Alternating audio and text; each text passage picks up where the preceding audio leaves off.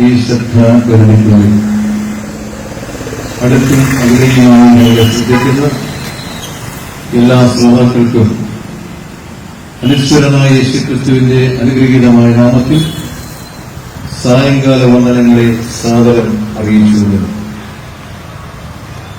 പ്രിയരെ, ഇതും പര്യന്തമുള്ള ലോകചരിത്രം പരിശോധിച്ചാൽ ഏകദേശം 5000 വർഷത്തെ ലിഖിത ചരിത്രമാണ് നമുക്ക് ലഭിച്ചിട്ടുള്ളത്.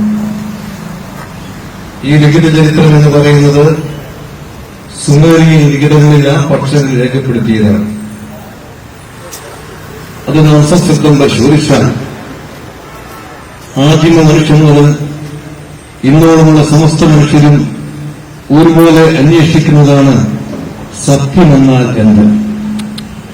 നമ്മുടെ വ്യക്തി ജീവിതത്തിൽ, കുടുംബ ജീവിതത്തിൽ, സാമൂഹിക ജീവിതത്തിൽ, സാംസ്കാരിക ജീവിതത്തിൽ, എന്തിനേറെ പറയുന്ന കോടതികളിൽ പോലും സത്യം മാത്രം ബോധിപ്പിക്കണമെന്നാണ് സാധാരണ സത്യം ചെയ്യിക്കുക. സത്യം എന്നാൽ എന്താണ്? സത്യമെന്നാൽ എന്തെന്ന് ചോദിച്ചാൽ മലയാള ഭാഷയിലേക്ക് സത്യമെന്ന പദം ഉരുത്തിരിച്ചിരിക്കുന്നത് സംസ്കൃത സംജ്ഞയിൽ നിന്നാണ്. സംസ്കൃത സംജ്ഞയിൽ അതിൽ കൊടുത്തിരിക്കുന്ന അർത്ഥകൽപ്പന എന്ന് പറയുന്നത് താനീഹവ ഏതാനി രമ്യാക്ഷിരാണി സതീമതി തത്തത്വമത മഥായത്തോ മധ്യാമതെന്നാണ്. അത്തയെന്നുള്ള മർത്തിലയും തത്തയെന്നുള്ള മർത്തിലയും രണ്ടും സമയം നിർമ്മിച്ചു വസിക്കുന്ന ഏക സത്താവിശേഷമാണ് സത്യം. അതുകൊണ്ടാണ് ആദ്യം മനുഷ്യനോട് ഇന്നും സത്യം അന്വേഷിക്കുവാനുള്ള കാരണം മർത്തില കൊണ്ട് അവസാനിക്കാത്ത മനുഷ്യൻ അമർത്തിലേക്ക് തേടുന്നു എന്നുള്ളതാണ്. നമ്മുടെ സംസ്കാരം തന്നെ പരിശോധിച്ചാൽ ഇന്നോളം നമുക്ക് മനസ്സിലാക്കാൻ കഴിയും നമ്മുടെ ഭാരതീയ മതഗ്രന്ഥങ്ങളാണ്.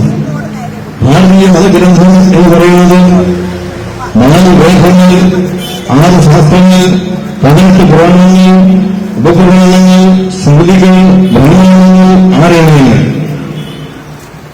108 ഉപനിഷത്തുകൾ, അതുപോലെ തന്നെ 18 പർവ്വങ്ങളിൽ രചിച്ചിരിക്കുന്ന മഹാഭാരതം, അതുപോലെ ഭഗവത്ഗീത, ഇതേയും പരിശോധിച്ചാലും എന്താണ് സത്യമെന്ന അന്വേഷണം അവിടെയും നമുക്ക് കാണുവാൻ കഴിയും. അവിടെ നാം കാണുന്നത് ബൃഹദാരണ്യക ഉപനിഷത്ത് ഇപ്രകാരമാണ് ഋഷിവരൻ പ്രാർത്ഥിക്കുന്നത്: അസത്വം മാ സദ്ഘമേയ തമസോ മാം ജ്യോതിർഘമയ മൃത്യോം മാം അമൃതംഗമേയ. അല്ലയോ ഈശ്വര, ഞങ്ങൾ അസത്യത്തിലാണ്, നിങ്ങൾ സത്യത്തിലേക്ക് നയിക്കണമേ. അല്ലയോ ഈശ്വര, ഞങ്ങൾ നിർഭയിലാണ്, നിങ്ങൾ അമൃതിലേക്ക് നയിക്കണമേ. അല്ലയോ ഈശ്വര, ഞങ്ങൾ ഇരുട്ടിലാണ്, നിങ്ങൾ പ്രകാശത്തിലേക്ക് നയിക്കണമേ. പ്രകാശത്തിലേക്ക് നയിക്കണം, ഞങ്ങളെ നിത്യജീവനിലേക്ക് നയിക്കണം, ഞങ്ങൾക്ക് അമൃത്യം നൽകണമെന്നാണ് ഉപനിഷത്താചാര്യന്മാരും പ്രാർത്ഥിച്ച് അവസാനിച്ചത്. പിന്നീടുണ്ടായ മതമാണല്ലോ സൗരാഷ്ട്രമതം. മിത്രമതത്തിന്റെ ജന്മഗ്രഹമായിരിക്കുന്ന പേർഷ്യൻ നാടുകളിൽ ആരംഭിച്ചതാണ് സൗരാഷ്ട്രമതം എന്ന് പറയുന്നത്. സൗരാഷ്ട്രമതത്തിന്റെ ഗ്രന്ഥം എന്ന് പറയുന്നത് സന്തവസ്ഥ എന്ന് വിളിക്കുന്നു. 1000ഓളം ഈടകളുള്ള സന്തവസ്ഥ എന്ന ഗ്രന്ഥം പരിശോധിച്ചാൽ അവിടെയും പറഞ്ഞ സത്യത്തിന്റെ മനുഷ്യാവതാരം ഉണ്ടാകണം. സത്യത്തിന്റെ മനുഷ്യാവതാരത്തിന് മാത്രമേ, അഥവാ അതിൽ പറഞ്ഞിരിക്കുന്ന അന്തിമമായി 3 പേർ വരും. അത് അവസാനം വരുന്ന വ്യക്തി സത്യത്തിന്റെ മനുഷ്യാവതാരമായിരിക്കും. സത്യത്തിന്റെ മനുഷ്യാവതാരത്തിന് മാത്രമേ സത്യമെന്ന ലോകത്തിൽ വെളിപ്പെടുത്തുവാൻ കഴിയുകയുള്ളൂ. അതിനുശേഷം ഭാരതത്തിലുണ്ടായ മറ്റൊരു മതമാണ് ബുദ്ധമതം. ബുദ്ധമതത്തിന്റെ ഗ്രന്ഥം എന്ന് പറയുന്നത് ത്രിപിടകമാണ്. ബുദ്ധൻ ശ്രീബുദ്ധന്റെ ശിഷ്യന്മാരാൽ വിരചിതമായിരിക്കുന്ന പാലി ഭാഷയിൽ എഴുതപ്പെട്ട ബുദ്ധമത ഗ്രന്ഥം പരിശോധിച്ചാൽ സുത്തപിടകം, വിനായക പിടകം, അവധർമ്മപിടകം, ഇങ്ങനെ 3 പിടകങ്ങളാകുന്ന ത്രിപിടകം പരിശോധിച്ചു കഴിഞ്ഞാൽ അതിലും പറഞ്ഞിരിക്കുന്നത് നിർവ്വാണം എന്ന വാക്കാണ്. എന്ന് പറഞ്ഞാൽ അനാത്മ ഭൗതികവാദമാണ് ബുദ്ധൻ പഠിപ്പിച്ചിട്ടുള്ളത്. അപ്പൊ സത്യം കണ്ടെത്തുവാൻ അവിടെയും സാധ്യമല്ല. പിന്നീട് നമ്മുടെ കൂടെ ഉണ്ടായ മറ്റൊരു മതമാണ് ജൈനമതം. ജൈനമത സ്ഥാപകൻ എന്ന ലക്ഷ്മിദേവനാണ്. അദ്ദേഹത്തിന്റെ കാലത്താണ് ജൈനമതം സ്ഥാപിക്കപ്പെട്ടത്. 84ഓളം ചെറു ഗ്രന്ഥങ്ങൾ അതുകൊണ്ട്. എന്നാൽ അതിന് പ്രചാരം കൊടുത്തത് വർത്തമാന മഹാവീരന്റെ കാലത്താണ്. അതിൽ യോഗ, തപസ്, വിശ്വാസം ഇതിൽ നിന്ന് മുക്തി ലഭിച്ചാൽ മാത്രമേ സത്യം കണ്ടെത്താൻ കഴിയുമെന്നാണ് ജൈനമത ഗ്രന്ഥങ്ങളും പറയുന്നത്. പിന്നീട് നാം അറിയുന്നത് പോലെ തന്നെ ഉണ്ടായ മറ്റൊരു ഇന്ത്യയിലെ മതമാണ് സിഖ് മതം. സിഖ് മതത്തെക്കുറിച്ച് പറഞ്ഞാൽ ഗുരുമുഖി എന്ന പ്രത്യേക ലിപിയിൽ രേഖപ്പെടുത്തിയിരിക്കുന്ന സിഖ് മതഗ്രന്ഥം പരിശോധിച്ചാൽ അതിൽ പറയുന്ന ഗുരുബാണിയാണെന്നാണ് 700ഓളം പ്രാവശ്യങ്ങളിൽ ആവർത്തിച്ചിരിക്കുന്ന മന്ത്രം. അതിൽ ഗുരുവിനെ കുറിച്ച് പറഞ്ഞിരിക്കുന്നത് യഥാർത്ഥ ഗുരുവിന് മാത്രമേ സത്യം വെളിപ്പെടുത്തുവാൻ കഴിയുകയുള്ളൂ. അങ്ങനെ യഥാർത്ഥ ഗുരു ആരാണെന്ന് ചോദിച്ചാൽ ഗുരുഗീത പറയുന്നത് ഗുരുരാജനാദീക്ഷ ഗുരു പരമദൈവതാം ഗുരു വിഗ്രഹാത്മകം ഹൃദം പഞ്ചമുഖ ശാശ്വതം ഉപാസിതേതം ഗുരു ഭജ എന്നാണ് പറഞ്ഞിരിക്കുന്നത്. അപ്പൊ യഥാർത്ഥ ഗുരു എന്ന് പറയുന്നത് ഒന്ന്, ആദിയും അന്തവുമില്ലാത്ത ഈശ്വരൻ മാത്രമേ ഗുരുവായിരിക്കുന്നുള്ളൂ. 2, സൃഷ്ടി സ്ഥിതി സംഹാര നിഗ്രഹ അനുഗ്രഹ പാലനം 5 ഗുണങ്ങളുള്ളവന് മാത്രമേ ഉപാസിക്കാൻ പാടുള്ളൂ, ആരാധിക്കാൻ പാടുള്ളൂ. അതാണ് യഥാർത്ഥ ഗുരുവെന്നാണ് രേഖപ്പെടുത്തിയിരിക്കുന്നത്. അതുകൊണ്ടാണ് ഈ ഗുരുക്കന്മാർക്ക് പറയാൻ കഴിയാതിരിക്കുമ്പോൾ പിന്നെ അടുത്ത മതം ഏതെന്ന് ചോദിച്ചാൽ ക്രൈസ്തവ മതം എന്നൊരു മതം യഥാർത്ഥ ക്രിസ്തു സ്ഥാപിച്ചിട്ടില്ല. എന്നാൽ ക്രിസ്തു മതം എങ്ങനെ ഉണ്ടായി എന്ന് ചോദിച്ചാൽ അതിന് മറുപടി പറഞ്ഞിരിക്കുന്നത് ചരിത്രമാണ്. ലോകചരിത്ര HG വെൽസിന്റെ രേഖകൾ പരിശോധിച്ചാൽ AD 313 ഉസ്മാനിയ ചക്രവർത്തി മതപരിവർത്തനം ചെയ്തു. റോമൻ ചക്രയുടെ മതപരിവർത്തന സമയത്ത് മിലാൻ വിളംബരമുണ്ടായി. അങ്ങനെ അതുവരെ ക്രൈസ്തവ മാർഗം, ആ മാർഗത്തെ ഒരു സാമ്രാജ്യത്വ മതമായി പ്രഖ്യാപിച്ചുവെന്നാണ് ഫാദർ കുടപ്പുഴ എഴുതിയ സഭാചരിത്രത്തിൽ രേഖപ്പെടുത്തിയിരിക്കുന്നത്. അങ്ങനെ ഒരു മതമായി മാറിക്കഴിഞ്ഞപ്പോൾ അനവധി അനാചാരങ്ങളും അന്ധവിശ്വാസങ്ങളും അതിലേക്ക് ആലേഖനം ചെയ്യപ്പെട്ടു. അതിന് തെളിവാണ് പൗരോഹിത്യവും ബലിയും ആലയവും അതുപോലെ പുണ്യകാല പൂജയും കുരിശുവണക്കവും എന്നുവേണ്ട 1-ാം നൂറ്റാണ്ട് മുതൽ 3-ാം നൂറ്റാണ്ട് വരെ ക്രൈസ്തവ മാർഗത്തിൽ ഇല്ലാതിരുന്ന എല്ലാവിധ അന്ധവിശ്വാസങ്ങളും അതിലേക്ക് ചേക്കേറുകയുണ്ടായി. അങ്ങനെ റോമയുടെ ആധിപത്യത്തിൽ സാർവത്രികമായിരിക്കുന്ന ഒരു മതമായി മാറിയപ്പോൾ പാഗൻ മതത്തിലെയും റോമൻ മതത്തിലെയും ആചാരങ്ങൾ കൂടി ഇടവഴുകിക്കഴിഞ്ഞപ്പോൾ ക്രിസ്തു മാർഗത്തിന്റെ അംഗസത്ത നഷ്ടപ്പെട്ടു. അതുകൊണ്ട് ക്രിസ്തു മതം എന്നൊരു മതം യേശുക്രിസ്തു സ്ഥാപിച്ചില്ല. ഇന്ന് കാണുന്ന പടുകൂറ്റം പള്ളികളും കുടികളും കൊടുമരങ്ങളും താരങ്ങളും കുരിശുകളുമൊന്നും യേശുക്രിസ്തുവുമായി യാതൊരു പുലബന്ധവുമില്ല എന്ന് ദൈവഗ്രന്ഥമായ വിശുദ്ധ ബൈബിളിനെ സാക്ഷി നിർത്തി ഞാൻ ഈ ദേശത്തോട് പറയുകയാണ്. പിന്നീടുണ്ടായ മതമാണല്ലോ ഇസ്ലാം. ഇസ്ലാം എന്ന് പറഞ്ഞാൽ സലാം എന്ന വാക്കിൽ നിന്നാണ് ഇസ്ലാം എന്ന പദമുണ്ടായത്. സലാം എന്ന വാക്കിന്റെ അർത്ഥം കീഴടങ്ങുക എന്നാണ്. ഇസ്ലാം എന്ന് പറഞ്ഞാൽ അനുസരിക്കുക. അങ്ങനെ കീഴടങ്ങി അനുസരിച്ച് 5 നേരം നിസ്കരിക്കുന്ന, സക്കാത്ത് കൊടുക്കുന്ന, അതുപോലെ ഹജ്ജ് ചെയ്യുന്ന മതമായിരിക്കുന്ന ഇസ്ലാം ഏറ്റവും ഐക്യമുള്ള മതമെന്നാണ് പറയുന്നത്. ആ മതത്തെ സംബന്ധിച്ച് പറഞ്ഞു കഴിഞ്ഞാൽ AD 571 ആമിയുടെ അബ്ദനെ മഹാനായ ഖുറൈശി ഗോത്രത്തിൽ കാക്ഷി കുലത്തിലാണ് മുഹമ്മദ് നബി ജനിച്ചത്. അദ്ദേഹത്തിന് 40 വയസ്സ് മുതൽ 63 വയസ്സുള്ള കാലഘട്ടം. ആ കാലഘട്ടത്തിൽ അല്ലാഹു സ്വർഗത്തിൽ നിന്നും ആയത്തുകൾ ഇറക്കിക്കൊടുത്തുവെന്നും അങ്ങനെ ഇറക്കിക്കൊടുത്ത് ആയത്തുകളായി 114 സൂറത്ത് വിരുദ്ധമായി ഖുർആൻ 6666 വാക്യങ്ങളുടെ ഖുർആൻ. പിന്നീട് ഹബീബന്മാരാൽ എഴുതപ്പെട്ട ഹദീസുകൾ സഹീഹുൽ ബുഖാരി, സഹീഹുൽ മുസ്ലിം, അങ്ങനെ അനവധി ഹദീസുകളുമുണ്ട്. ഈ ഗ്രന്ഥങ്ങൾ ഏതെടുത്ത് പരിശോധിച്ചാലും സത്യം എന്ന യാഥാർത്ഥ്യത്തെക്കുറിച്ച് വെളിപ്പെടുത്തുവാൻ ഈ ഗ്രന്ഥങ്ങൾക്കൊന്നും കഴിഞ്ഞിട്ടില്ല എന്നത് യാഥാർത്ഥ്യമാണ്. പിന്നെ എന്താണ് സത്യം? ഈ പ്രപഞ്ചം എങ്ങനെയുണ്ടായി? ഈ പ്രപഞ്ചത്തിൽ ചരാചരങ്ങൾ എങ്ങനെയുണ്ടായി? ഇവിടെ എങ്ങനെ മനുഷ്യനുണ്ടായി? ഈ മനുഷ്യനെ കുടുംബമായി, കുടുംബം എങ്ങനെ ഗോത്രങ്ങളായി, എങ്ങനെ ഭാഷകളുണ്ടായി, ഭാഷാഭേദങ്ങൾ എങ്ങനെയുണ്ടായി, ഇവിടെ എങ്ങനെയാണ് സാമ്രാജ്യങ്ങളുണ്ടായത്, ഇവിടെ എങ്ങനെ ജനാധിപത്യം വന്നു, ഇവിടെ എങ്ങനെയാണ് ഈ ജനാധിപത്യം അഥവാ ഇന്ന് കാണുന്ന രീതിയിലേക്ക് ഏകാധിപത്യങ്ങൾ വരാൻ കാരണം, എന്തുകൊണ്ടാണ് ഇന്ന് ഈ യുദ്ധം ഇവിടെ ഭൂമിയിൽ തുടർന്നുകൊണ്ടിരിക്കുന്നത്? ഒരു കാര്യം പറഞ്ഞാൽ ഇന്ന് നടക്കുന്ന, ഇപ്പോൾ നടന്നുകൊണ്ടിരിക്കുന്ന യുദ്ധമാണല്ലോ ഇസ്രായേലിന്റെ യുദ്ധം. ഇസ്രായേൽ ഭീകരവാദികളോട് ഏറ്റുമുട്ടിക്കൊണ്ടിരിക്കുന്നു എന്ന് പറയുമ്പോൾ ദൈവ തിരുവെഴുത്ത് അവർ മനസ്സിലാക്കി പഠിച്ചിരുന്നുവെങ്കിൽ, സത്യത്തെ അംഗീകരിച്ചിരുന്നുവെങ്കിൽ ഈ 2000 ആണ്ടുകൾ കൊണ്ട് ഇത്രമാത്രം വേട്ടയാടപ്പെട്ട മറ്റൊരു ജനതയില്ല. പ്രിയരെ, ലോകത്തിന്ന് വരെ യഹൂദന്റെ രക്തത്തിനു വേണ്ടി കൊതിക്കാത്തൊരു ജനതയുമില്ല. 1-ാം ലോക മഹായുദ്ധത്തിലും 2-ാം ലോക മഹായുദ്ധത്തിലും പരിശോധിച്ചാൽ ഏകദേശം 60 ലക്ഷത്തോളം യഹൂദനെ ഗ്യാസ് സെന്ററിലിട്ട് ചുട്ടുകളഞ്ഞില്ലേ അഥവാ ഹിറ്റ്ലർ. അതിനുശേഷം 15 ലക്ഷത്തോളം യഹൂദന്മാരെ റോമൻ ചക്രവർത്തി മകനായി ടൈറ്റസ് യെരൂശലേം ദേവാലയം നശിക്കുമ്പോൾ കൊന്നുകളഞ്ഞില്ലേ? അങ്ങനെ ലോകത്തിന്റെ ഏതെല്ലാം രാജ്യങ്ങളിലേക്ക് ചേക്കേറിയിട്ടുണ്ടോ രക്ഷയിൽ മാത്രം 20 ലക്ഷത്തോളം യഹൂദനെ കൊന്നുകളഞ്ഞില്ലേ? എന്തുകൊണ്ടാണ് 2000 ആണ്ടുകൾ കൊണ്ട് ഇത്ര സാങ്കേതിക വിദ്യയുള്ള, ഇത്രമാത്രം സാമ്പത്തിക ശേഷിയുള്ള കുഞ്ഞൻ രാജ്യമെങ്കിലും ലോകത്തെ കിടുകിടാവർപ്പിക്കുന്ന ദൈവത്തിന്റെ ജനമെന്നറിയപ്പെടുന്ന ഈ യഹൂദൻ ഇന്നും ഈ യുദ്ധത്തിന്റെ കെടുതികൾ അനുഭവിക്കുമെന്ന് ചോദിച്ചാൽ, പ്രിയ സ്നേഹിത, 2000 ആണ്ടുകൾക്കപ്പുറത്ത് പ്രപഞ്ചത്തിൽ സത്യം മനുഷ്യനായി അവതരിച്ചു വരികയാണ്.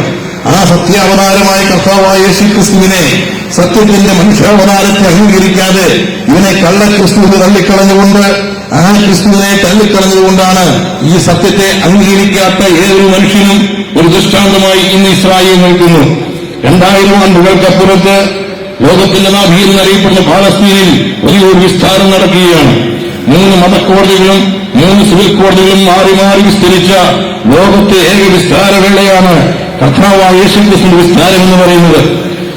ആദ്യ കോടതിയായിരിക്കുന്ന ഹന്നാവിന്റെ കോടതി എട്ടേഴ് മഹാപുരോഹിതൻ വിസ്തരിച്ചു. ഒരു തെറ്റും അവന് കണ്ടെത്താൻ കഴിഞ്ഞില്ല പ്രിയരെ. അതുപോലെ തന്നെ വീണ്ടും വിസ്താരം നടക്കുകയാണ്. ആ വിസ്താരത്തിൽ ഹയ്യാഫാസ് വിസ്തരിച്ചു. ഒരു തെറ്റും കണ്ടെത്തുവാൻ കഴിഞ്ഞില്ല. വീണ്ടും സിവിൽ കോടതിയിലേക്ക് വിട്ടു. സിവിൽ കോടതി വീണ്ടും വിസ്തരിച്ചു, അഥവാ ഹെറോദാസ് വിസ്തരിച്ചു. ഒരു തെറ്റും കണ്ടെത്തുവാൻ കഴിഞ്ഞില്ല. അതിനുശേഷം പിലാത്തോസ് വിസ്തരിച്ചു. വീണ്ടും ആറാമത്തെ കോടതി വിസ്തരിക്കുമ്പോൾ ഇതാ പീലാത്തോസിനോട് ചോദിച്ചു, നിന്നെ രാജാവെന്നാണ് ഇവിടെ ആരോപിതനായി ഞങ്ങളുടെ മുമ്പിൽ അഥവാ യഹൂദന്മാർ ആരോപിച്ചിരിക്കുന്ന കുറ്റം, നീ രാജാവ് തന്നെയോ എന്നാണ് ചോദ്യം.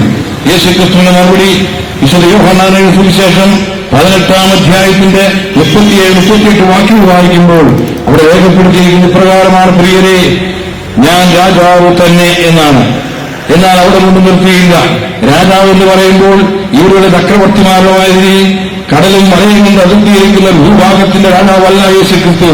യഹോവയോ സത്യദൈവം, അവൻ സത്യദൈവവും ജീവനുള്ള ദൈവവും ശാശ്വത രാജാവുമാകുന്നു. ആ ദൈവം മനുഷ്യനായി ഭൂമിയിലേക്ക് അവതരിച്ചു വന്ന ആദിയിൽ വചനമുണ്ടായിരുന്നു, വചനം ദൈവത്തോടു കൂടെയായിരുന്നു, വചനം ദൈവമായിരുന്നു. ആ വചനം മുഖാന്തരം സർവ്വം സൃഷ്ടിക്കപ്പെട്ടു, അവനെ കൂടാതെ സൃഷ്ടിക്കപ്പെട്ടില്ല. അവനിൽ ജീവനുണ്ടായിരുന്നു, ജീവൻ മനുഷ്യന്റെ വെളിച്ചമായിരുന്നു.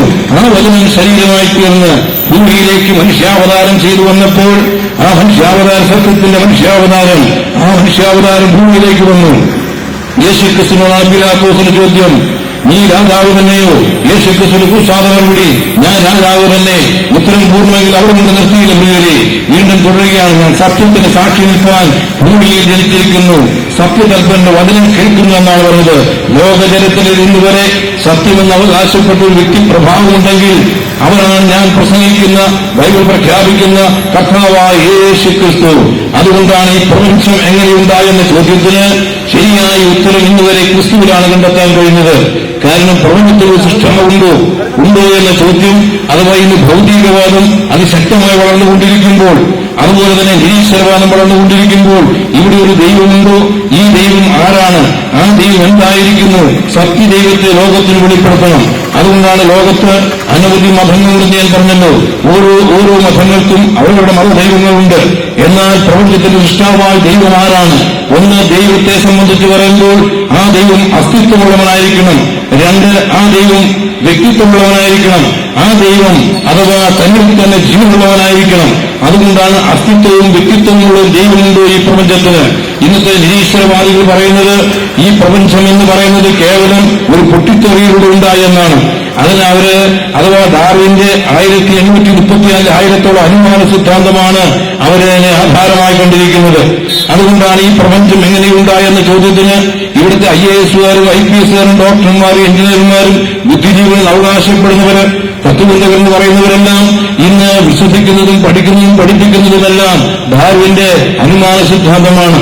ഡാർവിന്റെ അനുമാന സിദ്ധാന്തം എന്ന് പറഞ്ഞാൽ ഈ ഭൂമിയാണെങ്കിൽ സൂര്യൻ വരെ വലിയൊരു പിണ്ഡമായിരുന്നു. ആ പിണ്ഡം ഏതോ ഒരു കാരണത്താൽ പൊട്ടിത്തെറിച്ചു.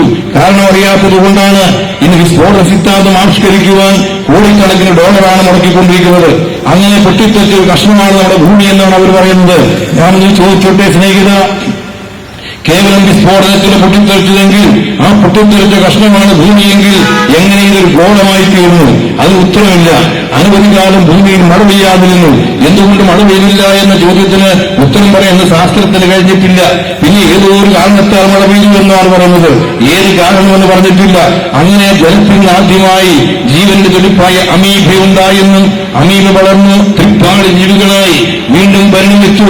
താഴ്ന്നേരം സസ്തനം വീണ്ടും കടയിലും കടഞ്ഞും ജീവിക്കുന്ന ഉഭയജീവികളായി വീണ്ടും പരിണമിച്ചു. അഥവാ സസ്തനങ്ങളായി വീണ്ടും പരിണമിച്ചു. താഴ്ന്നേരം കുരങ്ങുകളായി വീണ്ടും പരിണമിച്ചു.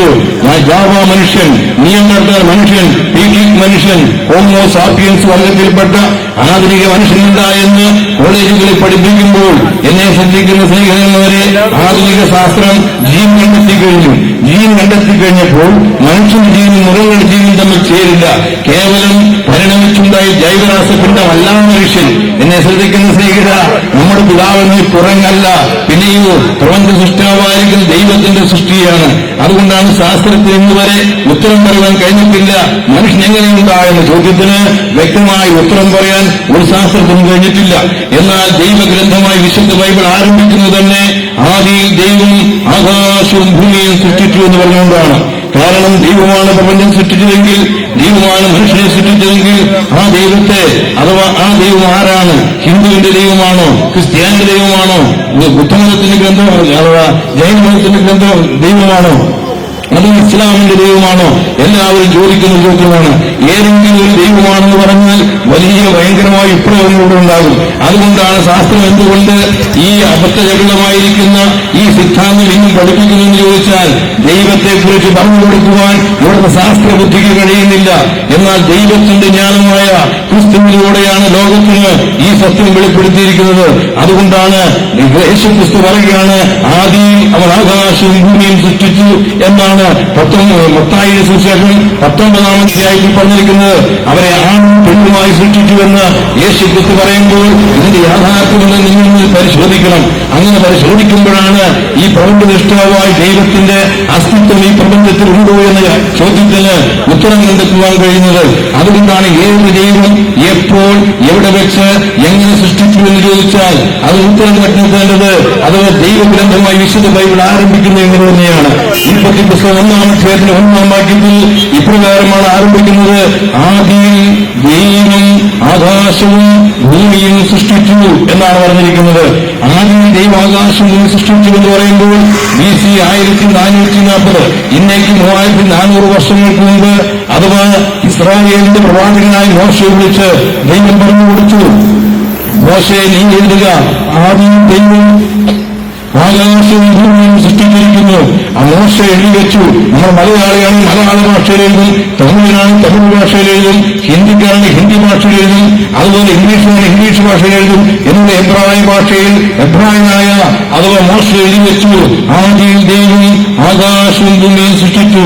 ദൈവം എന്ന പദത്തിന് അവർ ഉപയോഗിച്ചിരിക്കുന്ന പദം ഏലോഹീം എന്ന പദമാണ്. ഏലോഹീം എന്ന പദം ഭാഷാശാസ്ത്ര വിധിപ്രകാരം പറഞ്ഞാൽ നാലായി വർത്തിക്കാത്തതും രണ്ടായി ചുരുങ്ങാത്തതുമായ സ്വാഭാവികമായ ശബ്ദമാണ് പ്രിയരെ. അതുകൊണ്ടാണ് സ്വർഗത്തിലെ ദൈവത്തെ സാധാരണകൾ അടുത്തുകൂടാത്ത പ്രകാശം അത്യന്ത ശക്തിയായിരിക്കും ദൈവത്തെ മാലാഖമാർ ആരാധിക്കുന്നത്. രണ്ടുകൊണ്ട് മുഖം മുടച്ച്, രണ്ടുകൊണ്ട് പാദം മൂടി, രണ്ട് ചിറകുകൊണ്ട് പറഞ്ഞു നിന്ന് സൈന്യങ്ങളുടെ ദൈവമായ യഹോവ പരിശുദ്ധൻ പരിശുദ്ധൻ പരിശുദ്ധൻ 4 പറഞ്ഞു കൂട്ടിയിട്ടില്ല, 2 പറഞ്ഞു കുറച്ചിട്ടില്ല.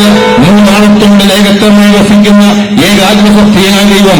അതുകൊണ്ടാണ് യേശുക്രിസ്തുവിന്റെ വംശവിഷ്യന്മാരെ തന്റെ സുവിശേഷ ഘോഷണത്തിന് അയക്കുമ്പോൾ വിശുദ്ധ മത്തായി സുവിശേഷം 28-ാം അധ്യായത്തിന്റെ 18 വാക്യങ്ങൾ വായിച്ചു നോക്കണം. അവിടെ രേഖപ്പെടുത്തിയിരിക്കുന്നത് ഇപ്രകാരമാണ് എന്ന് പറഞ്ഞത്: സ്വർഗത്തിലും ഭൂമിയിലും സകലാധികാരം ഏൽപ്പിച്ചിരിക്കുന്നുണ്ട്. ആകയാൽ നിങ്ങൾ പുറപ്പെട്ടു പോയി സകല സൃഷ്ടിയോടും ഈ സുവിശേഷം പ്രസംഗിക്കണം. വിശ്വസിക്കുന്നവനെ പിതാവിന്റെയും പുത്രന്റെയും പരിശുദ്ധാത്മാവിന്റെയും നാമത്തെ സ്നാനം കഴിപ്പിക്കണം. നാമം ചോദിച്ചോട്ടെ സ്നേഹിത, സാധാരണ 3 നാമങ്ങൾ പറഞ്ഞിട്ട് ഭാഷാശാസ്ത്ര വിധിപ്രകാരം നാമം എന്നല്ലേ പറയേണ്ടത്. എന്നാൽ യേശുക്രിസ്തു പറഞ്ഞത് നാമത്തിൽ എന്നാണ്. 3 ദൈവങ്ങളല്ല, 1+1+1=3 1+1=1=1 3 ഏകത്വമായി വസിക്കുന്ന ഏകാത്മസത്യായ ദൈവം ഈ പ്രപഞ്ചം സൃഷ്ടിച്ചു എന്ന് എങ്ങനെ അറിയാം?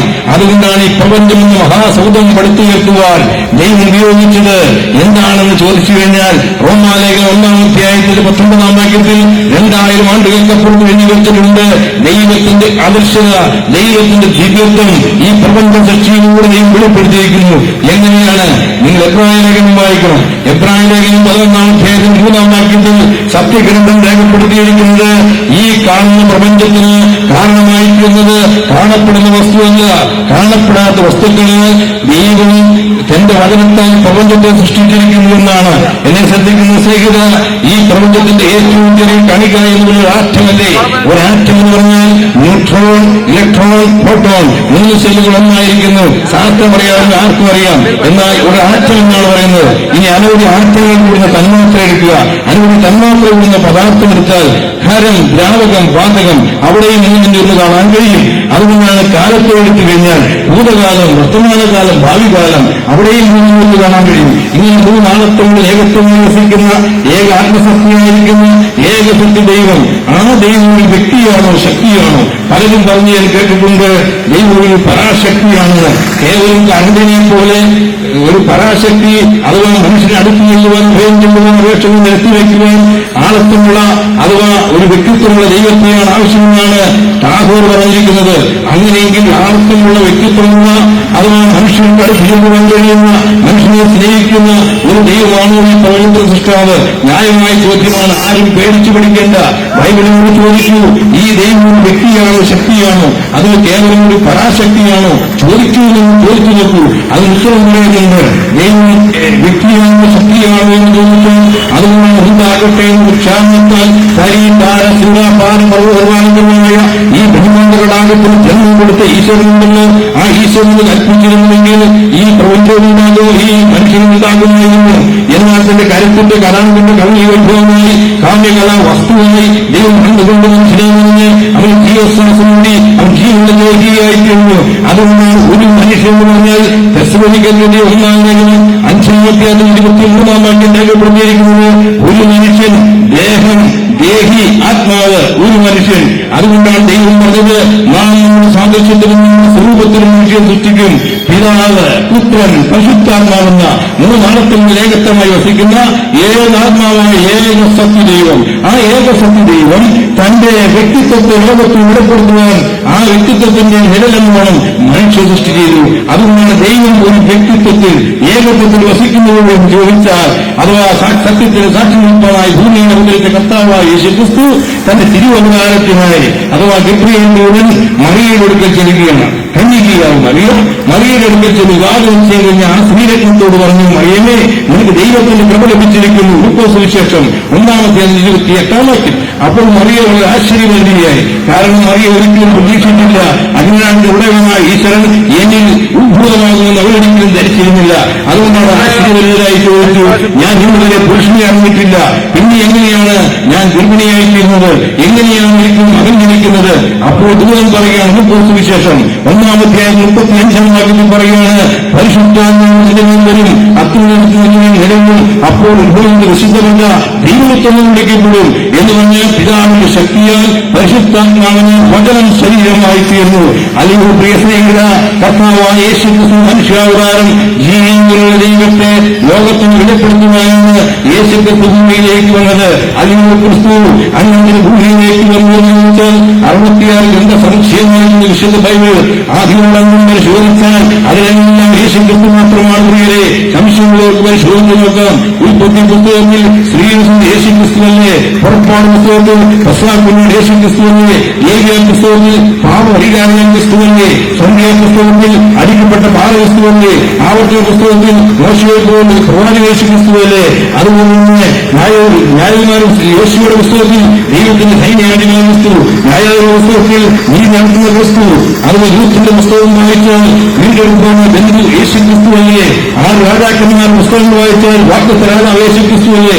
എസ്രായുടെ പുസ്തകത്തിൽ ആലയം പണിയുന്ന ക്രിസ്തു, നെഹമ്യാവിന്റെ പുസ്തകത്തിൽ രാജ്യത്തിന് വീണ്ടും കൊടുക്കുവാനായ ക്രിസ്തു, എസ്തേറിന്റെ പുസ്തകത്തിൽ മധ്യസ്ഥനായ ക്രിസ്തു, ഇയ്യോബിന്റെ പുസ്തകത്തിൽ രക്ഷകനായ ക്രിസ്തു, സങ്കീർത്തനങ്ങളിൽ സർവവല്ലഭനായ ക്രിസ്തു. അതുപോലെ സദൃശവാക്യങ്ങളിൽ നമ്മുടെ മാതൃകയായ ക്രിസ്തു, ഉത്തരയോഗത്തിൽ നമ്മുടെ സംതൃപ്തിയായ ക്രിസ്തു. 17 പ്രബോധന പുസ്തകങ്ങൾ വായിച്ചാൽ നമുക്ക് ഒരു ശിശു ജനിച്ചിരിക്കുന്നു. പറഞ്ഞിരിക്കുന്നു, വീരനാം ദൈവം, നിത്യപിതാവ്, സമാധാന പ്രഭുവായ ക്രിസ്തു.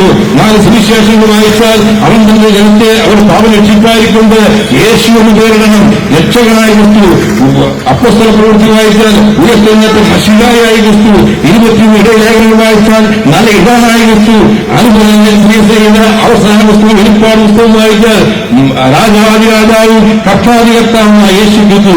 66 പുസ്തകവും യേശു ക്രിസ്തു എന്ന ഏകസത്യ ദൈവത്തെ ലോകത്തിൽ വെളിപ്പെടുത്തിയിരിക്കുന്ന ഒരേ ഒരു പുസ്തകം. അതുകൊണ്ടാണ് ബൈബിളിനെ സംബന്ധിച്ച് പറഞ്ഞാൽ 1000മല്ല, 10000മല്ല, ലക്ഷക്കണക്കിന് അഥവാ ഭാഷയിലേക്ക് അത് വിവർത്തനം ചെയ്യുന്നതും അത് അക്ഷരപ്രശ്നം സംഭവിച്ചേക്കാം.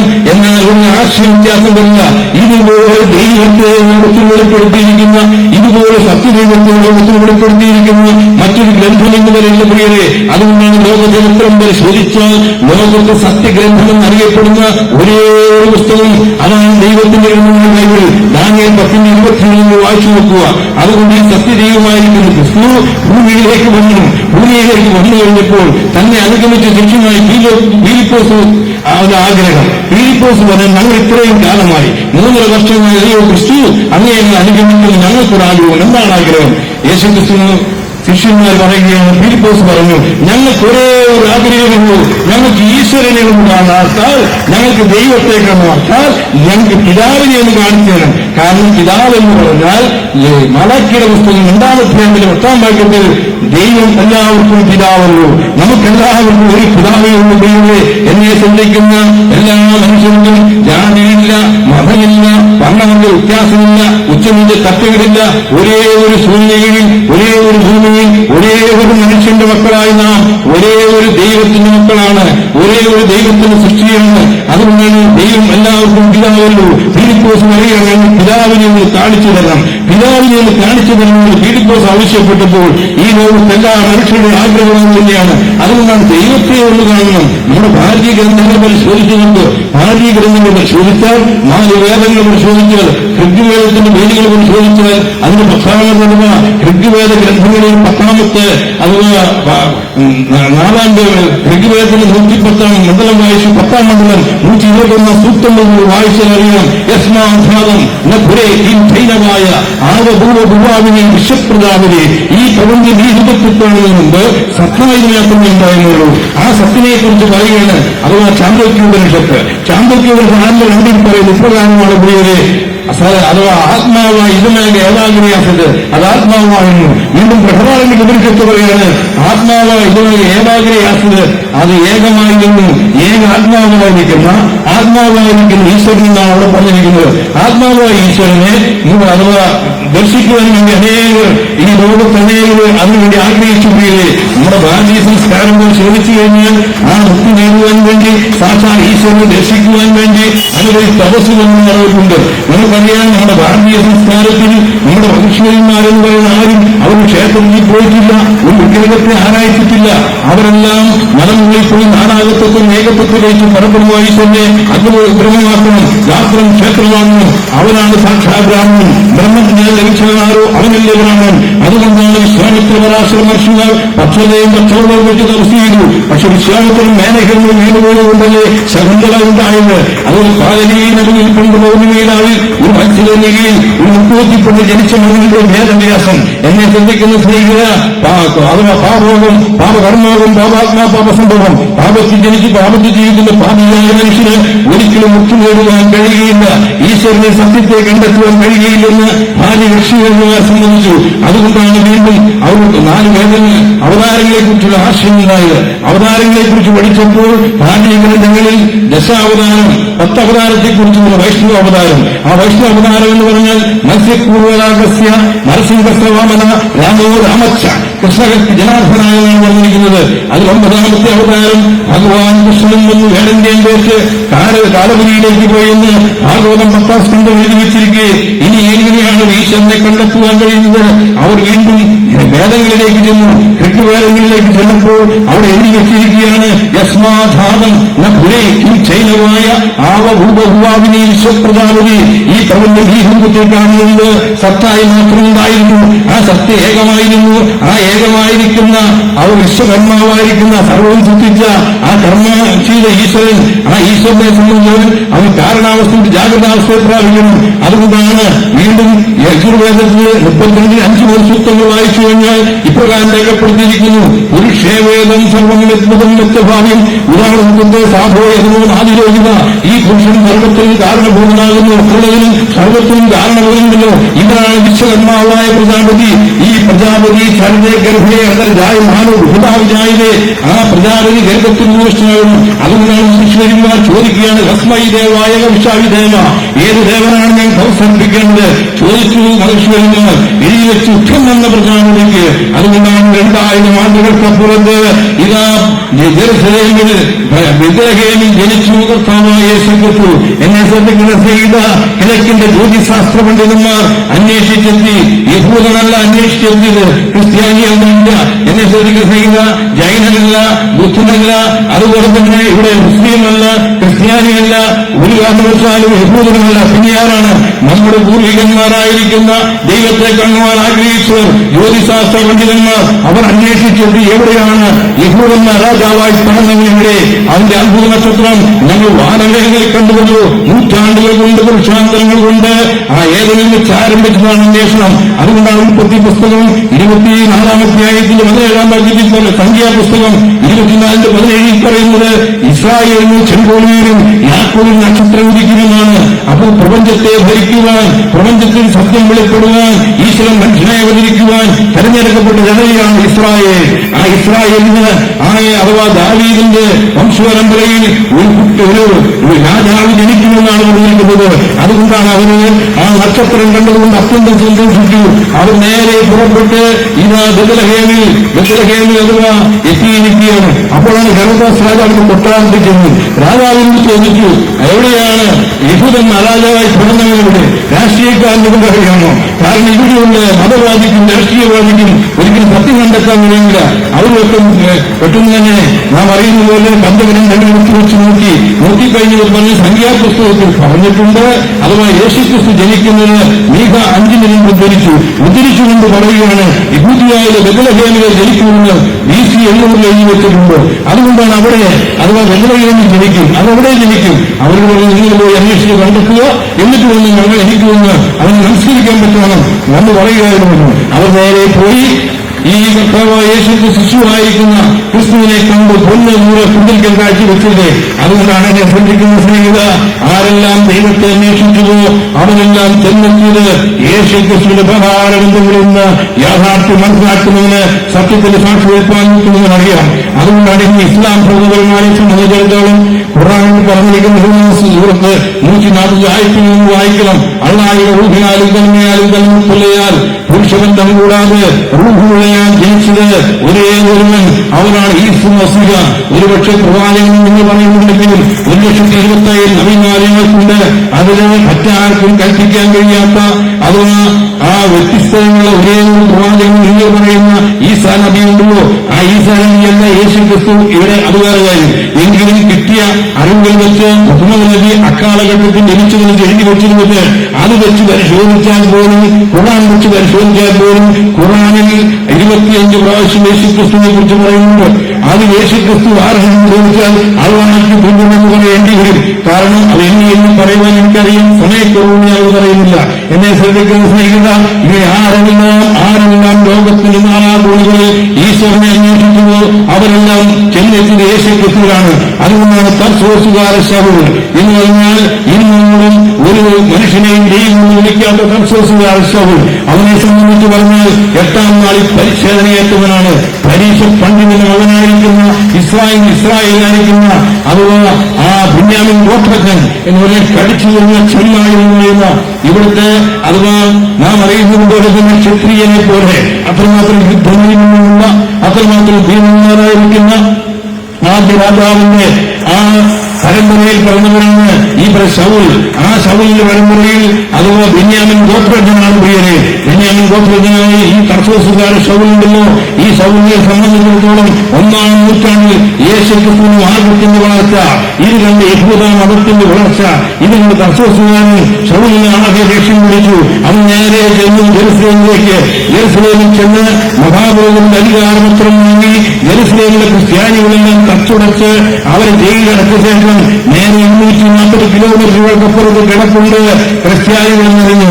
അവിടെ ചെന്ന് ക്രിസ്തു അനുഭാവികളെ പിടിച്ചു നിർത്തി കൊണ്ടുവരുവാനായിട്ട് ഇതാ അശ്വാരൂഢനായി ആയുധപാണിയായി 240 കിലോമീറ്റർ അപ്പുറത്തുള്ള ദമസ്കോസിലേക്ക് ചെല്ലുമ്പോൾ ഇതാ ദമസ്കോസിന്റെ പടിവാതിൽ എടുക്കുമ്പോൾ സൂര്യനേക്കാൾ ഒരു വട്ടം അവന്റെ മുഖത്തു നിന്നേ അവൻ നിലത്തി വീണു. അവൻ ചോദിച്ചു, നീ ആരാകുന്നു കർത്താവേ എന്ന് പറഞ്ഞാൽ യേശുക്രിസ്തു മറുപടി, നീ ഇവരേക്കുള്ള യേശു ഞാനാകുന്നു. അവൻ എഴുതിവെച്ചു. പ്രിയരെ, യേശുക്രിസ്തു ആരാണെന്ന് ചോദിച്ചാൽ പൗലോസ് എഴുതി വെച്ചിരിക്കുന്നറിയാം. ഒരിക്കലും യഹൂദൻ മനുഷ്യനെ ദൈവമെന്ന് വിളിക്കില്ല, ഒരു വിഗ്രഹം ആരാധിക്കില്ല, സാക്ഷാൽ ഈശ്വരനെ മാത്രം ആരാധിക്കുന്ന തർസോസുകാരൻ ശൗൽ എഴുതി വെച്ചത് കൊലോസിലെ 9-ാമത്തിൽ അവനിലല്ലോ ദൈവത്തിന്റെ സർവ്വസമ്പൂർണ്ണതയും ദേഹരൂപമായി വസിക്കുന്നത്.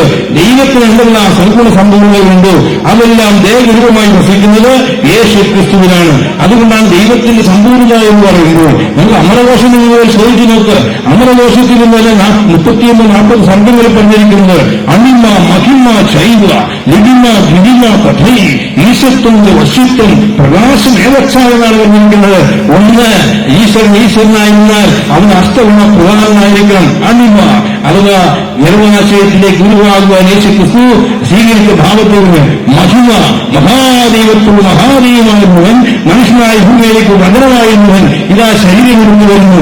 ലിഖിമ ഏറ്റവും കൂടുതൽ ആദിത്യം നിറഞ്ഞു ജനം യേശു ക്രിസ്തുവിന്റെ പോകാൻ അവൻ കടലിന്റെ മേലെ നടന്നവൻ അവിടെ നിന്നില്ല. മേഘങ്ങളെടുക്കപ്പെട്ട് സ്വർഗാനം ലിഖിമ. ഇനി ഗിരിമായി എന്ന് പറഞ്ഞ ഗുരുത്വം ഇന്ന് വരെ ലോകത്ത് യേശു ക്രിസ്തു പഠിപ്പിച്ചതുപോലെ ആരും പഠിപ്പിച്ചിട്ടില്ല. ഞാൻ ചോദിച്ച ലോക ചരിത്രത്തിൽ ഇന്ന് വരെ ശിഷ്യന്മാരുടെ കാല് കഴുകിയ ഒരേ ഒരു ഗുരുഭവനുണ്ടെങ്കിൽ, ഇത്രമാത്രം ലാളിത്യം കാണിച്ച ഒരു ഗുരുവുണ്ടെങ്കിൽ, ഇത്രമാത്രം മാതൃകാപുരുഷനായിരിക്കുന്ന യേശു ക്രിസ്തു മാത്രമാണ്. അതുകൊണ്ടാണ് യേശു ക്രിസ്തുവിന്റെ ഗുരുത്വം എന്ന് പറഞ്ഞാൽ ഇവിടെ മോശ എന്താണ് പഠിപ്പിച്ചത്? മോശ പഠിപ്പിച്ചതാണ് ഇന്ന് ഇസ്രായേൽ നടന്നുകൊണ്ടിരിക്കുന്നത്. മോശ പഠിപ്പിച്ചത് കണ്ണിന് കണ്ണ്, തല്ലിന് കല്ല്, പല്ലിന് പല്ല്, കൊല്ലിന് കൊല്ല്. നിന്റെ കാല് വെട്ടിയാൽ അവന്റെ കാലിന് വെട്ടണം, നിന്റെ കൈ വെട്ടിയാൽ അവന്റെ കൈനെ വെട്ടണം, നിന്റെ വളവ് നിന്റെ കഴുത്ത് വെട്ടിയാൽ അവന്റെ കഴുത്ത് വെട്ടണം. ഞാൻ ചോദിച്ചിട്ട് ഇതിലെ ഇസ്രായേൽ നടക്കുന്നത് ഇന്ന് അതുപോലെ തന്നെ മുഹമ്മദ് എന്താണ് പഠിപ്പിച്ചത്? മുഹമ്മദ് പഠിപ്പിച്ചത് അഥവാ വാളുകൊണ്ട് മനസ്സാവി ജിഹാദ് ചെയ്യണം. പതിയിരുന്ന് അഥവാ ഇവിടുത്തെ മഞ്ഞു മതക്കാരെ നിങ്ങൾ വായിച്ചു നോക്കണം. ഖുർആനിലെ 9-ാം സൂറത്ത് അതിന്റെ 5 ആയത്തുകൾ പരിശോധിച്ചാൽ അറിയാം.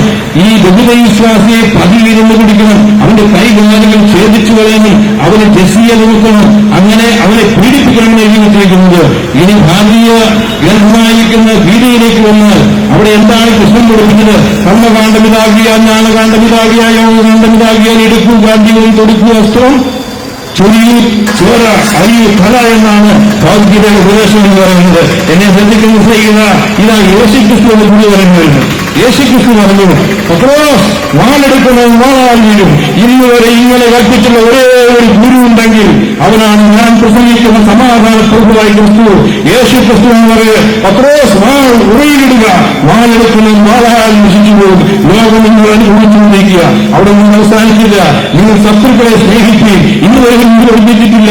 ശത്രുവിന് വേണ്ടി പ്രാർത്ഥിക്കുകയും അവന് വിശന്നാൽ തിന്നാൻ കൊടുക്കുകയും അവൻ ദാഹിച്ചാൽ കുടിക്കാൻ കൊടുക്കുകയും അവൻ ഒരു നാഴിക നിങ്ങൾ നടക്കാൻ 2 നാഴിക നടക്കുകയും ഇന്നോട് കൊടുക്കുകയും വസ്ത്രം കൂടി വിട്ടുകൊടുക്കുകയും ഞാൻ ചോദിച്ചത് ഒരു കൊല്ലം പഠിച്ചാൽ മറുകൊല്ലം കാണിച്ചു കൊടുക്കാൻ പറഞ്ഞ ഇവരാണ് സാക്ഷാൽ ഗുരുവരൻ. അതുകൊണ്ടാണ് ഇങ്ങനെ ഒരു ഗുരു ഇതിനെക്കുറിച്ച് അറിഞ്ഞപ്പോൾ ശ്രീനാരായണ ഗുരുസ്വാമി പറഞ്ഞത് ഞാൻ ഗുരുക്കന്മാർ ഗുരുവിനെ കൊണ്ട് യേശുക്രിസ്തുവാണ്. മഹാത്മജി പറഞ്ഞത് ഞാൻ യഥാർത്ഥ ഗുരുവിനെ ദർശിച്ചത് യേശുക്രിസ്തുവാണ്. അവന്റെ ഗിരിപ്രഭാഷണം ഉൾക്കൊണ്ടുകൊണ്ടാണ് ഇവിടെ ശരിയായ രീതിയിൽ അഥവാ ഇന്ത്യൻ സ്വാതന്ത്ര്യ സമരത്തിൽ എന്തുകൊണ്ടാണ് ഈ ഇന്ത്യൻ സ്വാതന്ത്ര്യ സമരം ഇത്രമാത്രം ശക്തമായി മുന്നോട്ട് പോകുവാൻ അഹിംസാ സിദ്ധാന്തം എവിടെ കിട്ടി? മഹാത്മജിക്ക് എന്ന് ചോദിച്ച് അത് പിടിപ്രഭാഷങ്ങളാണ് പ്രിയ സ്നേഹിതരെ. അതുകൊണ്ട് എന്നെ ചോദിക്കുന്ന സ്നേഹിതന്മാരെ, യഥാർത്ഥ ഗുരു അതാണ് അണിമ മഹിമ ചൈവ നിഗമ ഗിരിമ സദൈ. ഈശത്വന്റെ വസ്തുത്വം, ദൈവത്തിന്റെ സർവസംഭവം. അത് യേശുക്രിസ്തു എന്ന് പറയുമ്പോൾ നിങ്ങൾ പരിശോധിച്ചു നോക്കുന്ന ബൈബിൾ പരിശോധിച്ചാൽ തിമോഥെയോസിനെ ഉണ്ടായിരിക്കണം. അതിന്റെ 6-ാം അധ്യായത്തിൽ 5-ാം വാക്യത്തിൽ ദൈവം ദൈവമായിരുന്നാൽ അവൻ ധന്യനായ ഏകാധിപതിയായിരിക്കണം എന്ന് പറഞ്ഞ ആരംഭം മുഴുവനും ദൈവമല്ല, മരണം കൊണ്ട് അവസാനിക്കുന്ന ദൈവമല്ല പ്രിയരെ. അതുകൊണ്ടാണ് യേശുക്രിസ്തുവിൽ നിന്ന് നോക്കുക. യേശുക്രിസ്തു എന്താണ് ജനിച്ചതെന്ന് ചോദിച്ചാൽ നീഹാപുരം 5:2 പറയുന്നത് അവന്റെ ജന്മം പണ്ടേയുള്ളതും പുരാതനമായ തന്നെ.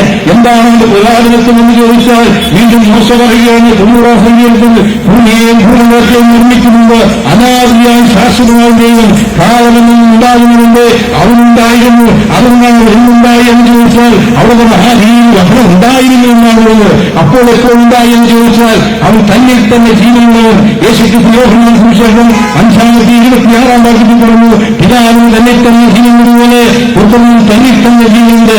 തന്നിൽ തന്നെ ജീവനുള്ള ധന്യനായിരിക്കുന്ന ഏകാധിപതി. ആ ഏകാധിപതിയെ കർത്താവായ യേശുക്രിസ്തു ആദ്യം വചനം ഉണ്ടായിരുന്നു, വചനം ദൈവത്തോട് കൂടെയായിരുന്നു, വചനം ദൈവമായിരുന്നു. ആ വചനം ഈ ഭൂമിയിൽ അഥവാ ശരീരമെടുത്ത് ഭൂമിയിലേക്ക് വരുന്നു. ഇവൻ ധന്യനായ ഏകാധിപതിയാണ്. യേശുക്രിസ്തു മാത്രം ലോകത്തിന്റെ നാഥൻ എന്നറിയപ്പെടുന്ന കാലത്തിൽ നിന്ന് പ്രഖ്യാപിച്ച പ്രകാരമാണ്. പ്രിയ സ്നേഹിതന്മാരെ, ഞാൻ ജെറുസലേമിലേക്ക് പോകും, നിങ്ങൾക്ക് പറഞ്ഞാലെന്നെ പിടിക്കും, അവരെന്നെ തല്ലും, അവരെന്നെ ക്രൂശിച്ചു കൊല്ലും, ഞാൻ 3-ാം നാളിലേക്ക് നിൽക്കും. എന്റെ ജീവനെ കൊടുക്കാനും തിരികെ പ്രാപിക്കാനും എനിക്ക് അധികാരമുണ്ട്.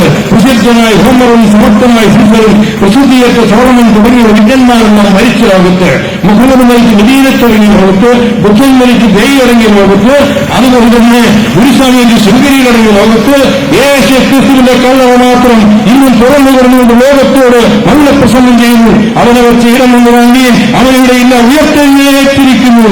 ഈ ഉയർത്തെഴുന്നേറ്റവനാണ് സാക്ഷാൽ മിശിഹ, ഇവനാണ് സാക്ഷാൽ ദൈവം. അതുകൊണ്ടാണ് ധന്യനായ ഏകാധിപതി. പോരാ, അവൻ രാജാവായിരിക്കണം. സർവത്തെയും ഭരിക്കുന്ന രാജാതി രാജാവാണ് ഈശ്വരൻ.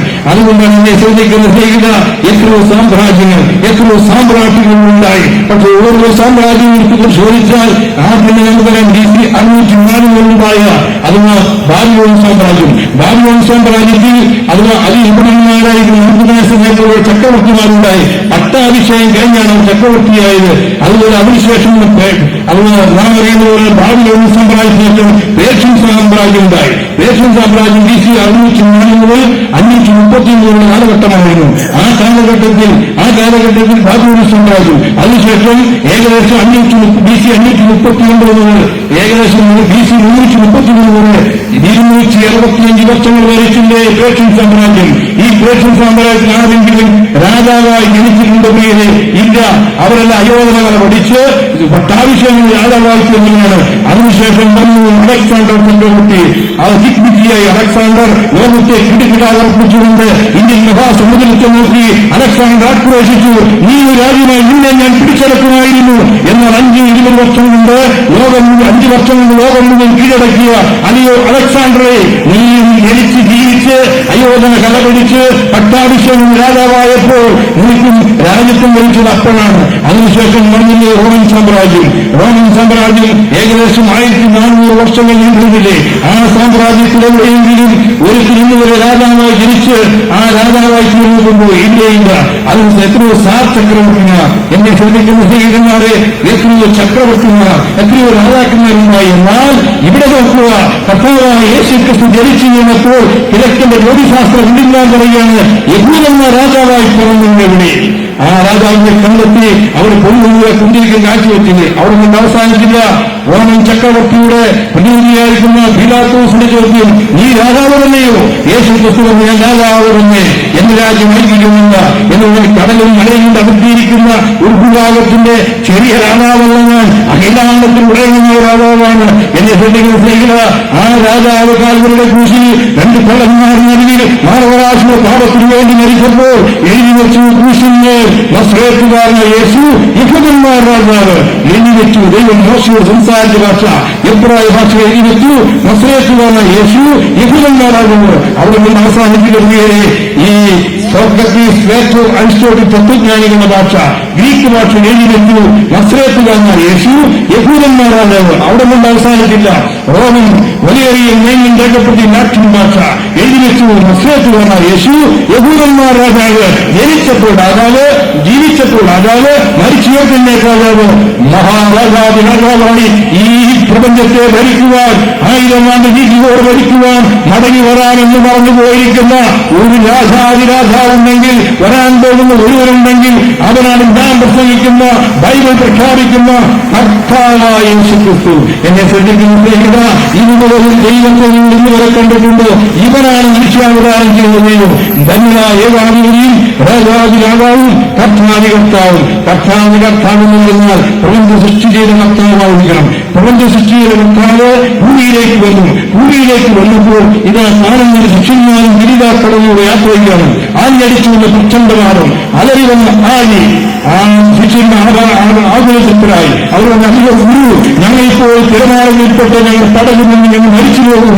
അപ്പോൾ യേശുക്രിസ്തു ചോദിച്ചു, നിങ്ങൾ എന്തിനു ശങ്കിക്കണം അല്പവിശ്വാസികളെ എന്ന് പറഞ്ഞുകൊണ്ട് യേശുക്രിസ്തു അമരത്തിലേക്ക് ആജ്ഞാപിച്ചു. അമരിക എന്ന അൽപ്പാക്ഷരമുണ്ട്. ആയിയെയും ഊഴിയെയും അടക്കി നിർത്തിയ ഇവനാണ് സൃഷ്ടികർത്താവ്.